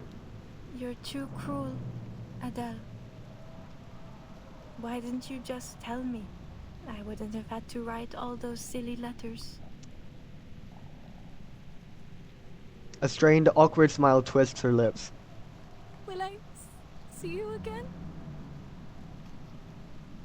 I'm not sure. Her eyes land on Felicien, unconscious beside her. Time is running out. At last, Celia steps forward. Like when they were children, she places her hand over Adele's, helping her close her fist. The art of resurrection is elusive and unknown.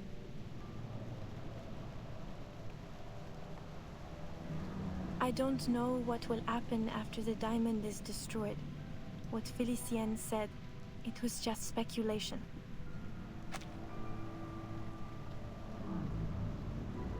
There's no more time, Adele. Make your decision. Now.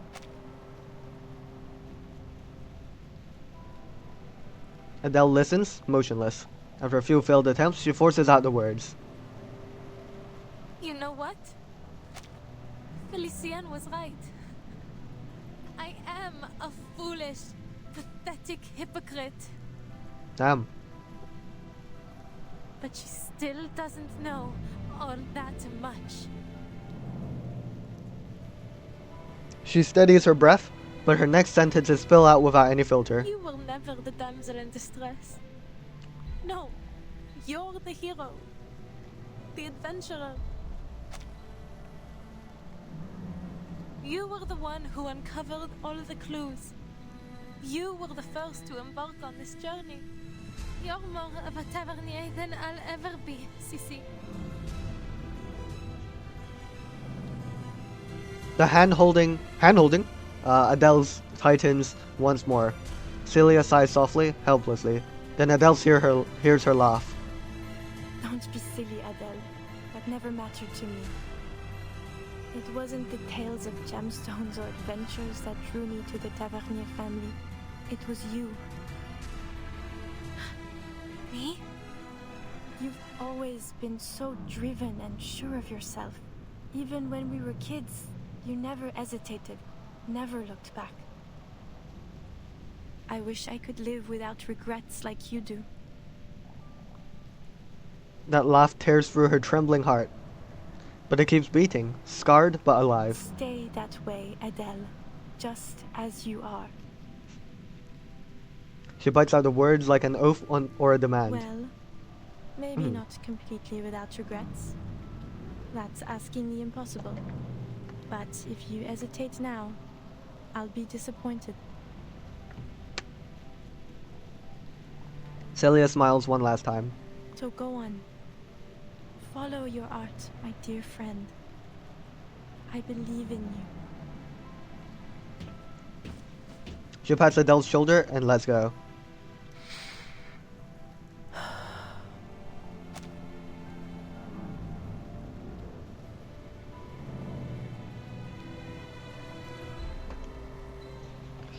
The sound fades, so does her breath. Only the heartbeat remains. All the waiting, torment, pursuit, and struggle have come to an end. Every ounce of hope, hatred, sorrow, and forgiveness have been poured out. She has no other choice. Par le feu est purifié. Flame is just another means of transformation, but now it must expose what's real. Whatever the disguise, their true natures are revealed, as both substance and form change. The consuming flames surge upward, devouring the French blue. Adele feels her hand grow heavy, as a familiar smoky quartz reappears in her palm. What, like the one she picked from Beryl? But the French blue doesn't vanish. The single gem becomes two. Image and matter part ways, yet neither returns to its origin. How can it still be here? Par le feu est purifié. Oh dear. What is this? In the blaze, falsehood crumbles and truth remains. The translucent blue diamond endures, proving its unshakable reality. The French blue actually got recreated? I burned the beast of Gévaudan. I even burned Felicienne. So why can't I burn this diamond? It is from the depths of myth, isn't it?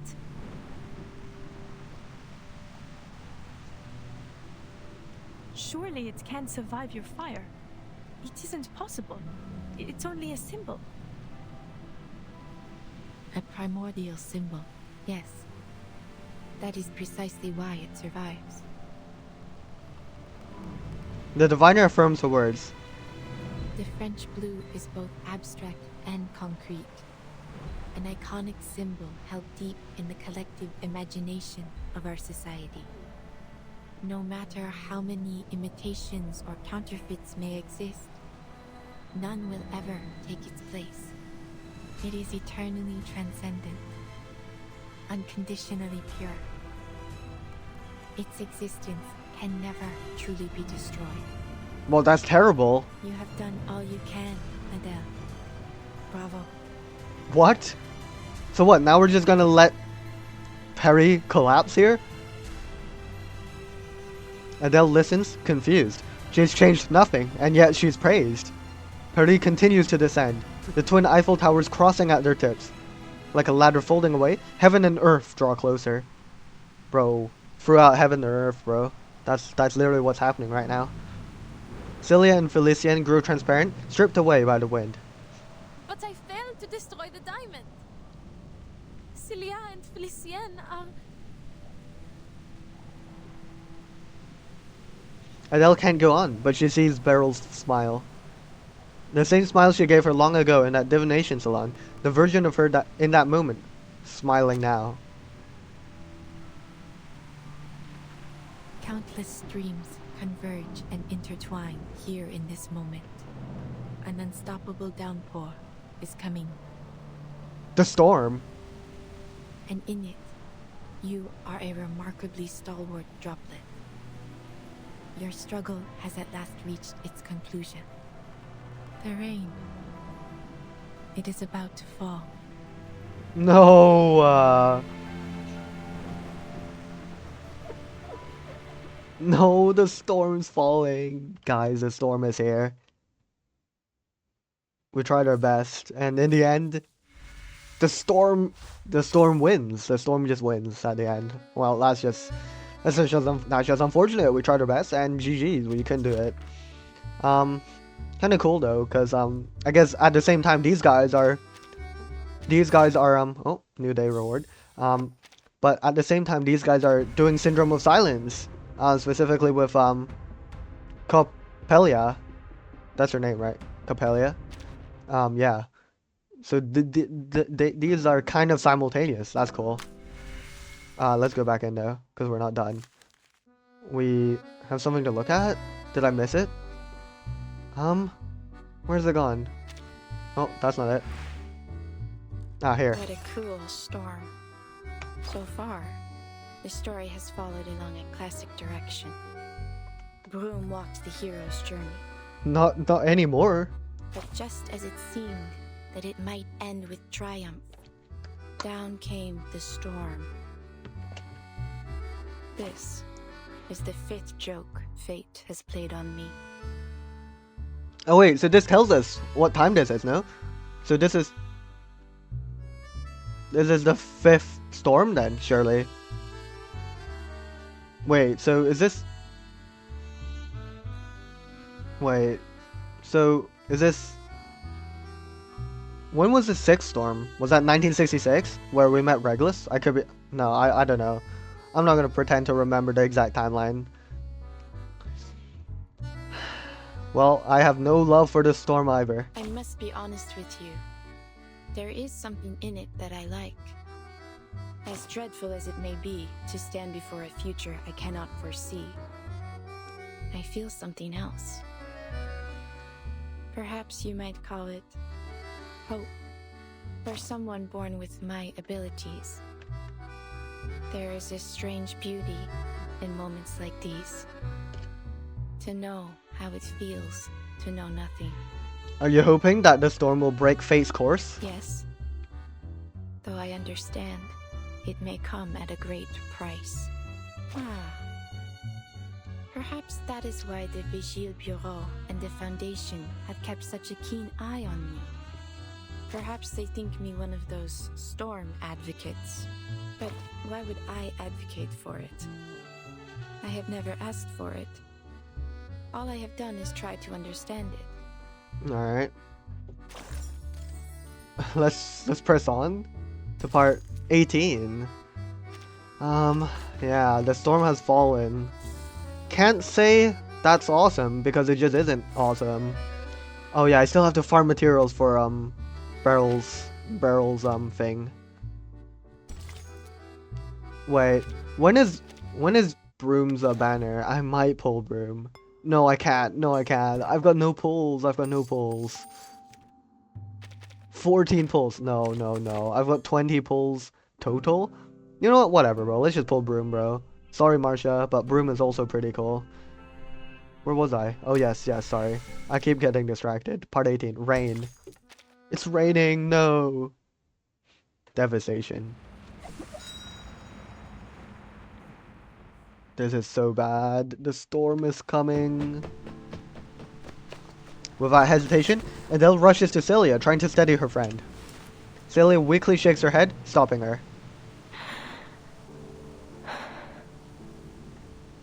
The diviner looks past everyone toward the darkening sky. Just as it was meant to be. What? ridiculous sight. This distorted Paris. She smiles too, then lowers her gaze to the world below the tower. The beasts below have donned new costumes, masquerading as humans. The strike becomes like a carnival parade. More figures pour out from the alleys and buildings, half beast, half human, joining the wild hunt. The July column just turned into a bilboquet. The Vert Galant statue replaced with some bizarre lobster. And my friend is disappearing before my eyes. And you're telling me that all this was meant to happen? It's all so meaningless. So absurd. Is it? A single word pulls Beryl from her trance. Perhaps you are right, Adele. Thank you for showing me what I could not see. Fate, destiny. It has become nothing more than an absurdity. A tangled mess. Damn. This storm should never have come to pass. Oh. Storm? She repeats the word faintly, glancing around. Celia, too weak to speak, Felician still unconscious, and Beryl watching them both in silence. Everyone is spent. Only one delirious actor remains on the stage. Rousseau! This storm is quite a delightful surprise. What do you mean, bro? Look at this mass hysteria. It's becoming ever more unified. As if some force, some will is drawing them together, controlling them. Bruh, this guy, man. He stumbles, penning the last stroke in his notebook. Yes, I see it clearly now. The world is a stage, a performance with no script, and we have arrived at the moment when the curtain must fall and the scene must shift. Can we just throw this guy off the tower? Like, This upheaval, this shift we've ushered in, has been intensifying the turmoil of the era. What a marvelous device. It's just the spark we need to ignite a cleansing fire. bruh. With this power, we can manipulate the appearance of the storm as we please. The changes to the mass hysteria. Yes, it's all obvious now. They were born from the collective subconscious. We are mere actors on this stage, for the material world is nothing but a projection of the mind. Okay, this might be the point where Manus Vindicate where Manus Vindicate learns that they can manually trigger the storm by like doing significant like things to the era, perhaps. Their dialogues are but borrowed lines from ancient scripts. Their passion, their love for life, an oblivious repetition of the same narratives. The play has no script, yet tells the same story. This material world, it is nothing more than a flicker on a cave wall. Oh, we're talking about the cave analogy. I've seen it. The ultimate truth. The truth that even the transcendental law feigns to hide. But I've seen it now. I've seen it. Nice, man. Nice. Great for you, buddy. The depths of myth itself will also be corrected, just as all the errors of the reality. But who decided which of these errors are wrong to begin with?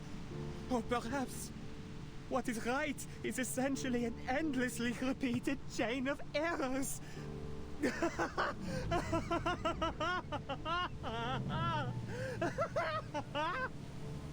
Great. He's having a fun time out here. Laurent Rousseau bends backwards so sharply it seems as if he would snap in two. the reflected light of the Sky City shimmering in a reflection of his manic joy. Beryl looks at him, pity flickering across her tired face. What's wrong with him? He has seen the fruition of his life's work, and it has driven him mad. Well, GG. But mad or not, none of it will matter soon. This whimsical era, along with the Paris we know, will be washed away in the coming rain. GG. Is this some kind of joke? Am I missing something? An era wiped out by a little rain? It doesn't make any sense.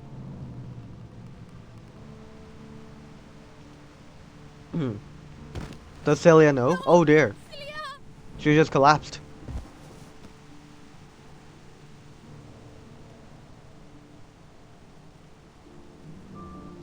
Oh dear, and Paris. La ville lumière. Lumière. La ville de la romance. Une tapisserie de symboles. Oh, Beryl's up there. Elle n'hésite jamais à montrer toutes ses émotions. Les passions chaotiques de points de vue qui s'opposent. Les complots mis en scène dans ces ruelles anciennes et étroites. Parce qu'elle défend ton droit de choisir, de crier ou de te taire, de regarder en arrière ou vers l'avenir, de vivre sous une monarchie ou une république, et une myriade d'idéologies. Tu peux te jeter dans le maelstrom ou en créer un nouveau toi-même. Celia loves this city so deeply. She knows everything about Paris, from the catacombs to the top of every tower. Celia deserves to live, not me. Why? Why does Celia have to vanish?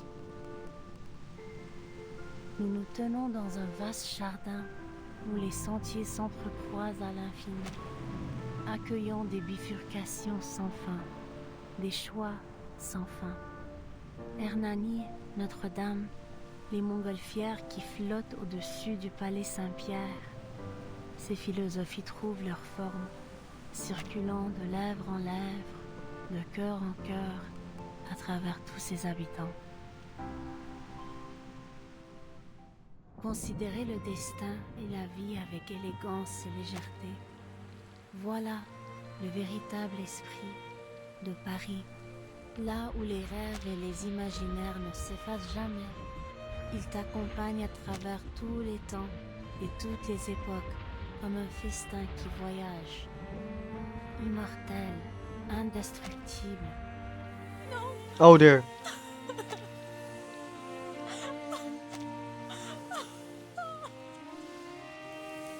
What more is there for me to seek in this meaningless, inferior world? The true world, the one that matters, has already descended. Voila. See that? The clearest, most perfect water at the bottom of the archive. Now, so close. Almost within reach. In the deepest, most pristine layer of our joint consciousness. Éternellement vrai, éternellement gravé dans l'esprit. Oh, and then it just cut. And then it just cut. Oh, and we're back here immediately. Damn. Okay. The rift is closing. The storm will now correct the faults of this era. Well, alright. The city of light descending from the sky, the phantoms walking among the living, and the legendary beasts roaming the streets. They will all vanish. The mad have fulfilled their wish. The play has come to an end. Everything once in chaos will be brought back to order. No! Beryl! Wait, what? Who is this? A hand clamps tight around Beryl's ankle. You have awakened, though perhaps it would be better to remain asleep. It may spare you some pain. I am no coward, Beryl. She gasps, though no air, no wind can fill what's left of her fading chest. But you have to fix this. You have to do something. Tell me how to change this. Just a hint. I refuse to vanish like this. To disappear after finally clawing my way back. Beryl lifts her foot and steps forward without concern. Felician's fingers close desperately on empty air. Damn. Worthless grovelers who can't even use arcane skills. They deserve to die, not me. Damn, the racism. This world belongs to us. Don't you dare turn your back on me, Beryl Buanish. I will report every moment of this to the Guiding One. Girl, you're like dead soon. The retreating footsteps pause. I saw what you did to Laurent Roseau. You drove him to his death. You've never been loyal to anyone. You're nothing but a soulless profiteer. Damn. You care for nothing. You never believed in any of the principles of Manus Vindicte. You never wanted to bring back the beautiful world we once had, did you? The sound of familiar steps approaches again, stopping right in front of her. How amusing. You seek my help, yet accuse and threaten me in the same breath.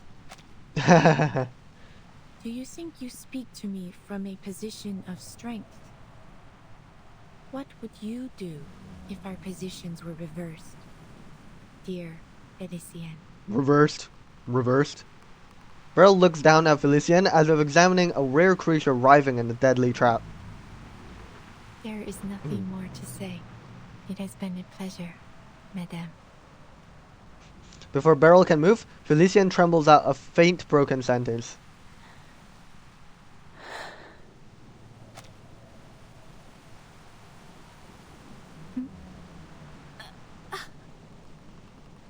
She lowers her head, throat straining. Droplets slide from her hair and vanish into the dust.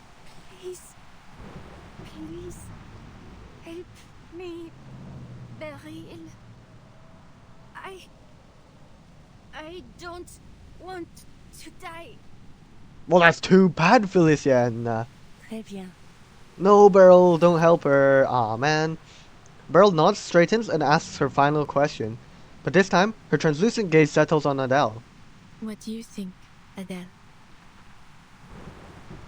Should she be saved, or pay for what she has done with her life?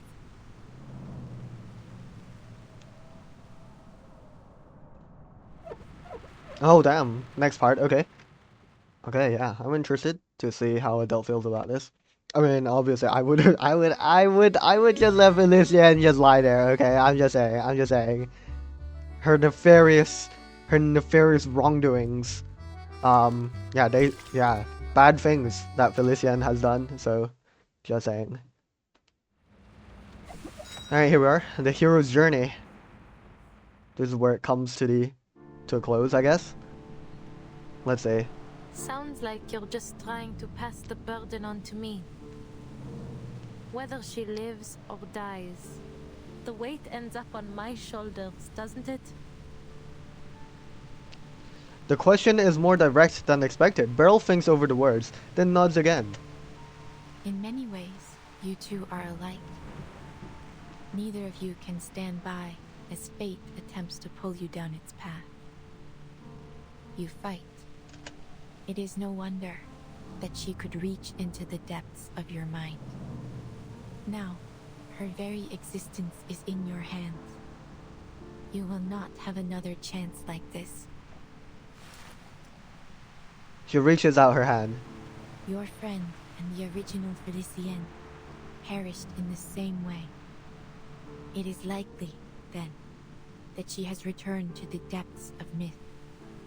Should Felicienne live, she may become the key to discovering the truth of that realm. And in time, you may even find a way to bring your friend back.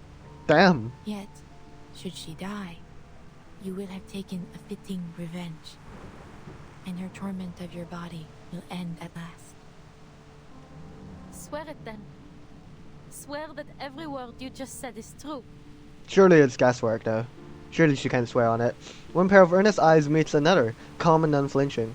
You ask for something beyond what I am capable of. As you know, Arcanum has its limits. There is no absolute way to prove one's intentions or words. Just as I cannot see all ends as clearly as I once did. Time is ticking. Give me the diamond now, or lose this opportunity forever. Adele hesitates, then raises her arm. Felicienne is silent, or perhaps she can no longer speak. She lowers her head. That proud defiance she once carried is gone. Irritation, exhaustion, and aimless rage wash over her. And in the end, it all becomes a sigh.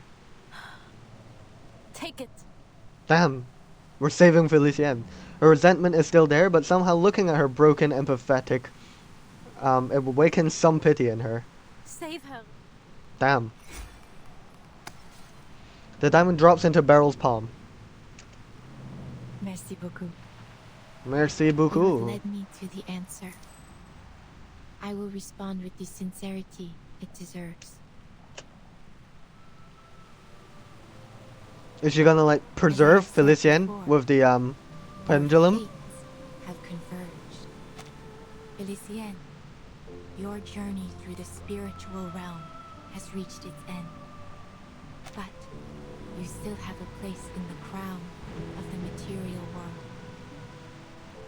Now, the Numa that has reached the edge of one world must begin anew in the next.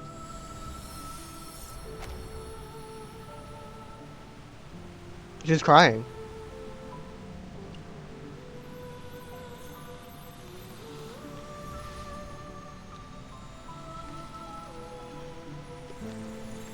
Yeah, so we put her into the pendulum.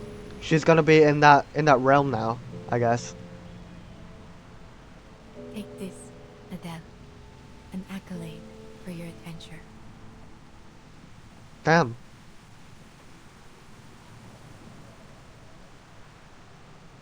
Well, there's Felicienne. An accolade. It's back in her hand. Stained with blood, warm with tears, the last thing she still owns. Merci. But your eyes. Please do not worry yourself. It seems I have walked this shoreline too long. I have grown too accustomed to watching its flow. The more I think I see through fate, the more vulnerable I become to it. Still, I chose to watch one final time. Just this once. She smiles and points to the diamond clutched in Adele's hand. It makes for a fine imitation. Your flame separated the French blue from the smoky quartz it had inhabited. I simply gave it a new vessel, a clear quartz. It was the best that I could manage. I hope it will suffice. And I hope both you and Felicienne will be satisfied with it. Will she wake up soon?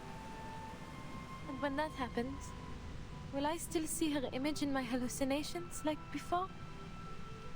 You will suffer no more hallucinations, and she will awaken again. In time. Damn.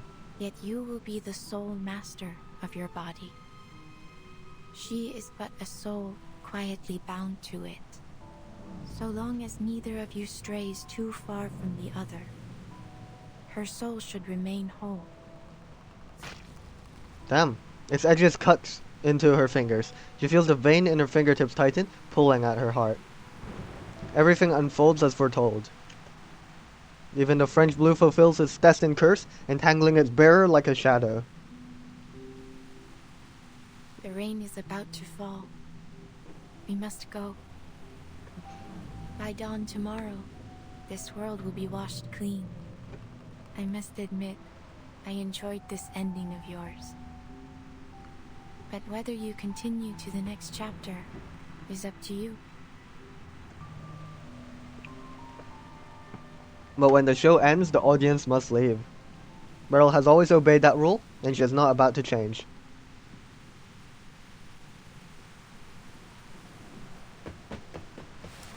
Madame Boaniche! Madame Boaniche, forgive me. Do you know the theory of evolution?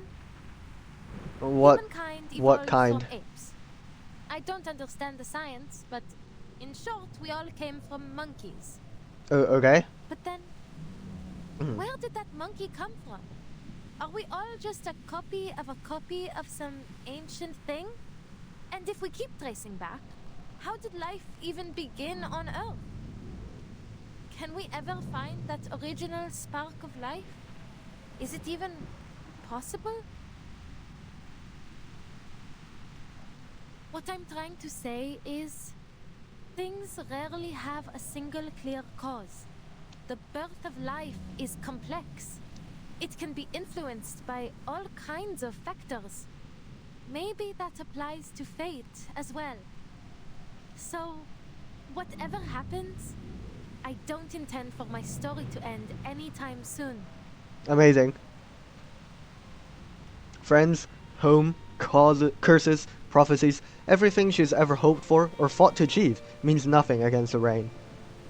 If only one explanation remains, she'll seize it. Even if it's just a fragile thread of silk. Please, take me with you. There must be a way to avoid this storm you spoke of. You're right, there is. She shouts, the Tavernier curse may already be in motion. This is the goal fate intended, a goal worth dying for. The rain washes everything away, ending her long wait. As ordinary life fades away, her adventure truly begins. I'll help you find jewels in return. Answers, anything. Whatever it is you seek. A generous offer. To honor your sincerity, I shall give you an answer. What is it you wish to know? The truth about the storm. Bang! She answers without hesitation. I need to understand it so I can bring back my friends. Including Felicienne. I wouldn't call her a friend. But for her to simply vanish... that's just... too merciful for her. Nice. We'll force her to eat we'll force her to eat steak that's really difficult to chop, and also boiled potatoes, and also she'll have to be driving our taxi, and she's gonna be helping us out instead of being an entitled noble lady. The diviner listens to every word, then nods. Would you still accompany me, knowing we may gain nothing in the end? I would. You can't just sit around waiting for something terrible to happen, can you? The little dragon climbs onto her shoulder and spits out a fireball. Indeed. I suppose there will never be an age lacking those who chase gemstones and answers about their fate. Perhaps a jewel hunter is exactly what my little establishment needs. Bang! Let's go! We're teaming up. Amazing. Oh, and we're back in the taxi. Where to, Madame Boaniche? My screen is frozen. There we go. Where do we go, Madame Boaniche? To the foundation. Forward. Through the crowd. Allow me to guide you. Alright. I'm just glad to be of service, Madame. I hope you have a pleasant journey. Oh, that's cool. She's saying the classic taxi driver lines. Beryl takes a final wistful look at the revelers. The city is just a place where she keeps herself. A jewelry box made to hold a precious crystal. Still, she decides to remember it. Just a little longer. That's enough. She leans back in the passenger seat and closes her eyes. Closes her eyes. A long while going forward. I may not be able to divine with the same precision I once had. Beryl, how can you guide us to our destination if your eyes are closed? Yet this feeling of not seeing has a comfort of its own. If our fate truly is guided by a higher being, I must imagine they are blind. The radio begins to I play. hope that when I awake, you will have reached your destination. Don't fall asleep, Beryl. We need you to guide us to the foundation. Wake up! Wake up! We're cooked. We're cooked. Like, how are we gonna reach the foundation? Our one way of identifying the main path to the foundation is asleep right now in the car. GG. We're lost. It's over. In an old bookstore on Rue Saint-Honoré, a faded book draws your attention. Its contents are exactly what you want to understand. You brush your fingers once more across the gold-stamped title. The Lover Holding Lilies. Lilies? Elements of Geometry. Nah, that sounds too basic. You know, I'll pick this. Yes, a book that lights two souls at once. This sounds the most intriguing to me. Witness report? Who's this? A report from a special investigator mentions that her sound measurement equipment picked up steady infrasound at the Champ de Mars. Champ de Mars. The frequency and rhythm matched the calls of a whale. Something impossible to hear in Paris. You tried to track the source, but couldn't find it. Oh, who could this be? Calls of a whale.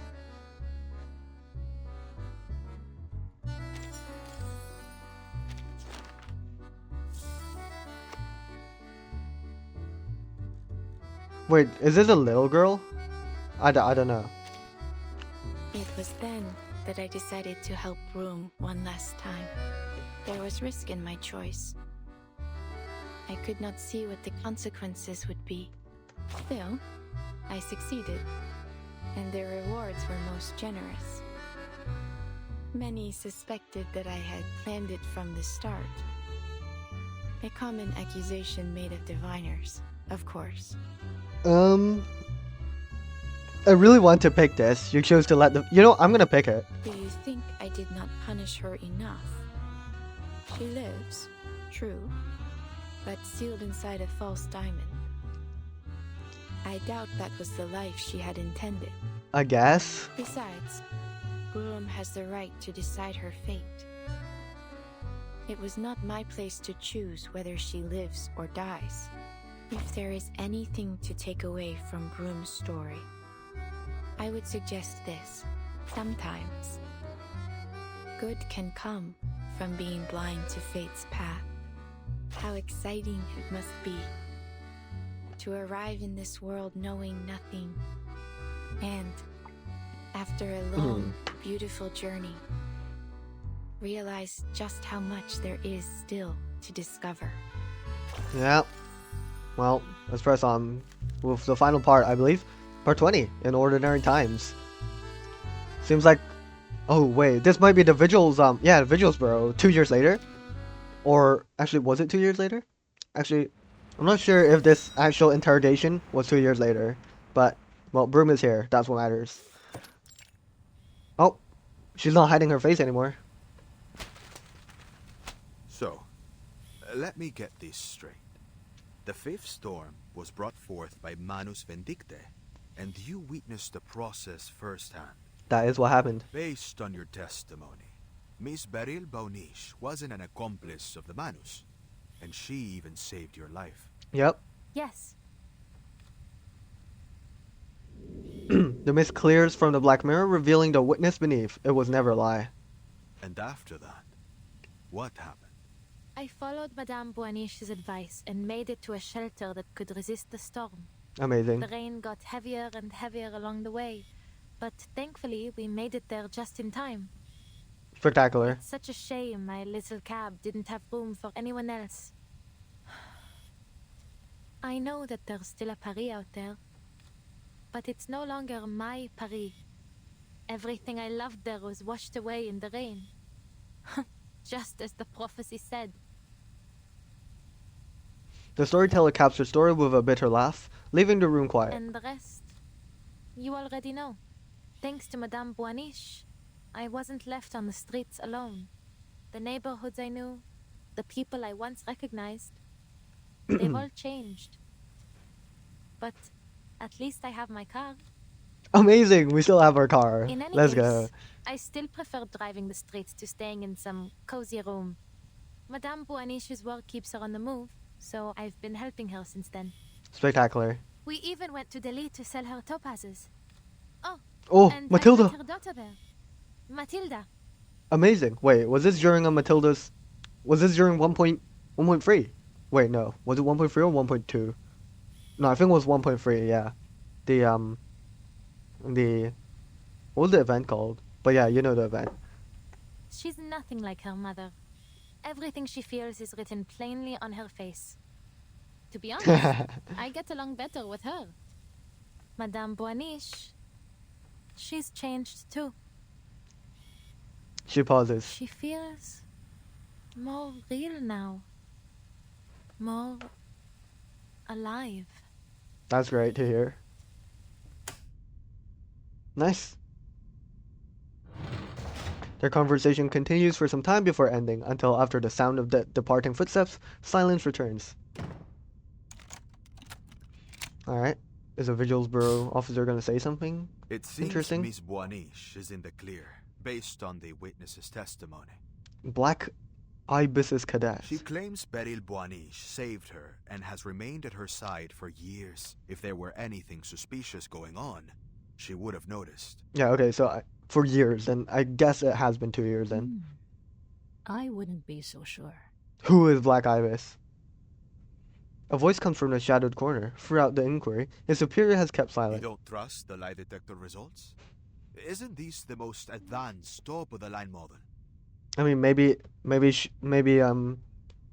Adele or Broom believes what she's saying to be true, so that it doesn't trigger lie detector. But in reality, maybe Beryl Boaniche could still be somehow aligned with the Manus. Advanced or not, machines can fail. I prefer to trust my instincts. Okay. Black Ibis steps out from the dark, wrapping her knuckles on that costly top-of-the-line model on the table.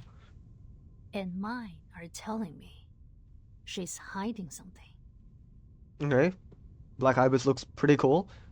I don't know how I feel about the one-sided mask. Like, is that like an aesthetic choice, or does it serve a purpose? I don't know. Looks cool though, I will say. Very unique. Yeah, very cool. About the fifth storm? That, and the fact that Madame Boaniche returned so abruptly. Oh. After the ninth storm, she vanished without a trace. Who would have thought? She would stroll back in out of nowhere, acting as if nothing happened, with some big revelation in hand. Oh. Madame Boaniche has a big revelation after the ninth storm? Am I gonna pretend to remember which one's the ninth storm? I'm pretty sure the ninth storm is the one in Antarctica. I think. That's a very big I think.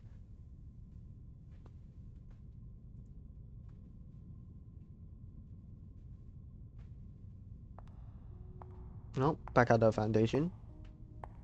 The corridor is empty, but for one still figure.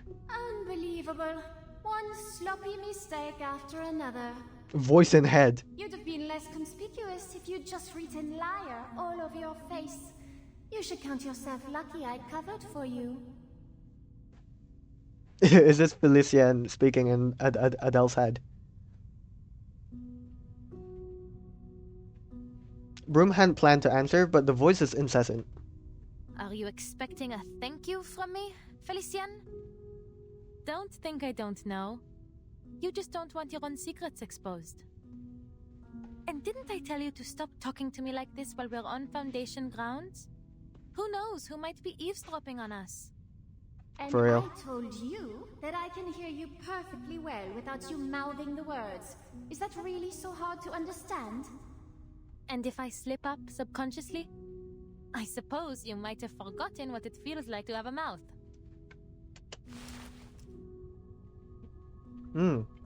She's wearing the pendulum on her hand now. A cold snort crawls from her left hand up her arm and rattles around her skull. Always so rude to me, while you offer nothing but praise and fawning to that woman. You ought to have listened to me, gone to meet the Guiding One and pledged your loyalty. But you didn't, because you are and always have been a stubborn fool. We're not pledging to Arcana, Felician. with the Foundation if you want. Call it ignorance, call it short-sightedness. Should I expect anything less from such rabble? Staking our lives on that woman? That is something far more than simply foolish. Do you really trust her so much? The complaining voice in her head receives a curt reply. I do. I believe in Madame Boaniche. She'll prove I made the right choice. Amazing. A knock on the door. A pause. The chief of staff's voice from within. Who is it? It's me, Vertin. Hello, Vertin. I've come to check on the status of my field mission application. Hello, Vertin. Is now not a good time? Usually the door opens right away, but this time she waits a little longer. Please, come in, Vertin. Hello, Madame Z. What's up? What's good? She pushes it open. A stranger sits on the guest sofa. We finally meet, Miss Vertin. What? Hello. Matilda has told me much about you. Beryl Boaniche, have you come to join our suitcase? The name of an old classmate resurfaces. The woman's refined features blur with another livelier face. Then you must be Madame Beryl Boaniche. I see we can skip the formalities. Her smile is warm and gentle, but her eyes don't match. You have seen the golden thread, have you not? Yes, we have. The spinning wheel. A flowing feast. Is this the end? But how does... So Beryl Boaniche is aware then of the golden thread of fate or whatever that's connected to the spinning wheels. Fiend. Wow. Wow. Incredible. Incroyable. Incroyable. I believe that's how you say that in French. Regardless. Spectacular event. Right. A prophecy comes true. She must have foreseen this moment before. The clear lines of the dark marble floor before her matched the image in her mind. The visitors' shapes are just as they appeared in the orbiculum. The woman with black-rimmed glasses and dark eyes is kinder but firmer than expected. Blue top hat, distant look, a familiar childhood friend. And then, a duckling. She flaps her wings as she rushes up the steps, the sound of her leather shoes stomping loudly. She doesn't apologize for bumping into anyone. First floor, second, the hallways of the Foundation seem endless today. No need to ask for directions. She runs, panting, sure of where she's going. Please leave the door, Vertin. I'm expecting more company, she says quietly. A glance passes between the one in the blue hat and the one with glasses, who gives a slight nod. Footsteps approach quickly, accompanied by the sound of labored breathing. There's no knock. The door, already slightly ajar, is pushed wide open. Ha! Mama! I knew I'd find you here. Let's go. Matilda reuniting with Beryl Boaniche after, I guess, Beryl Boaniche shows up with her big revelation and whatnot. But yeah, so this should be after Antarctica, as I proposed. And, yeah. Interesting.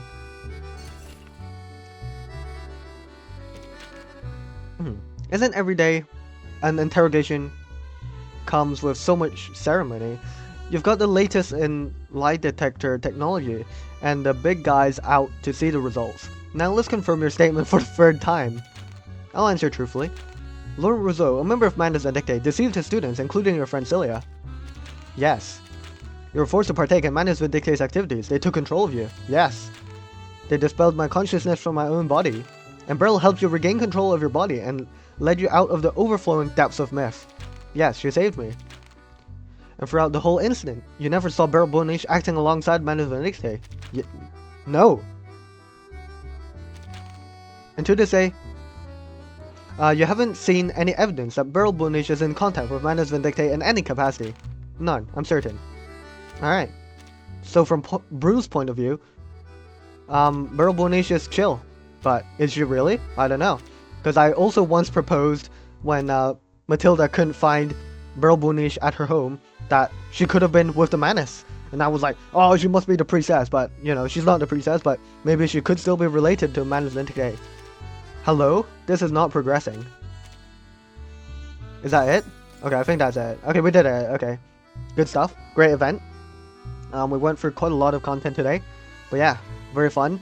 And honestly, I'll be real. Shout out to Broom / Adele for sparing Felicien.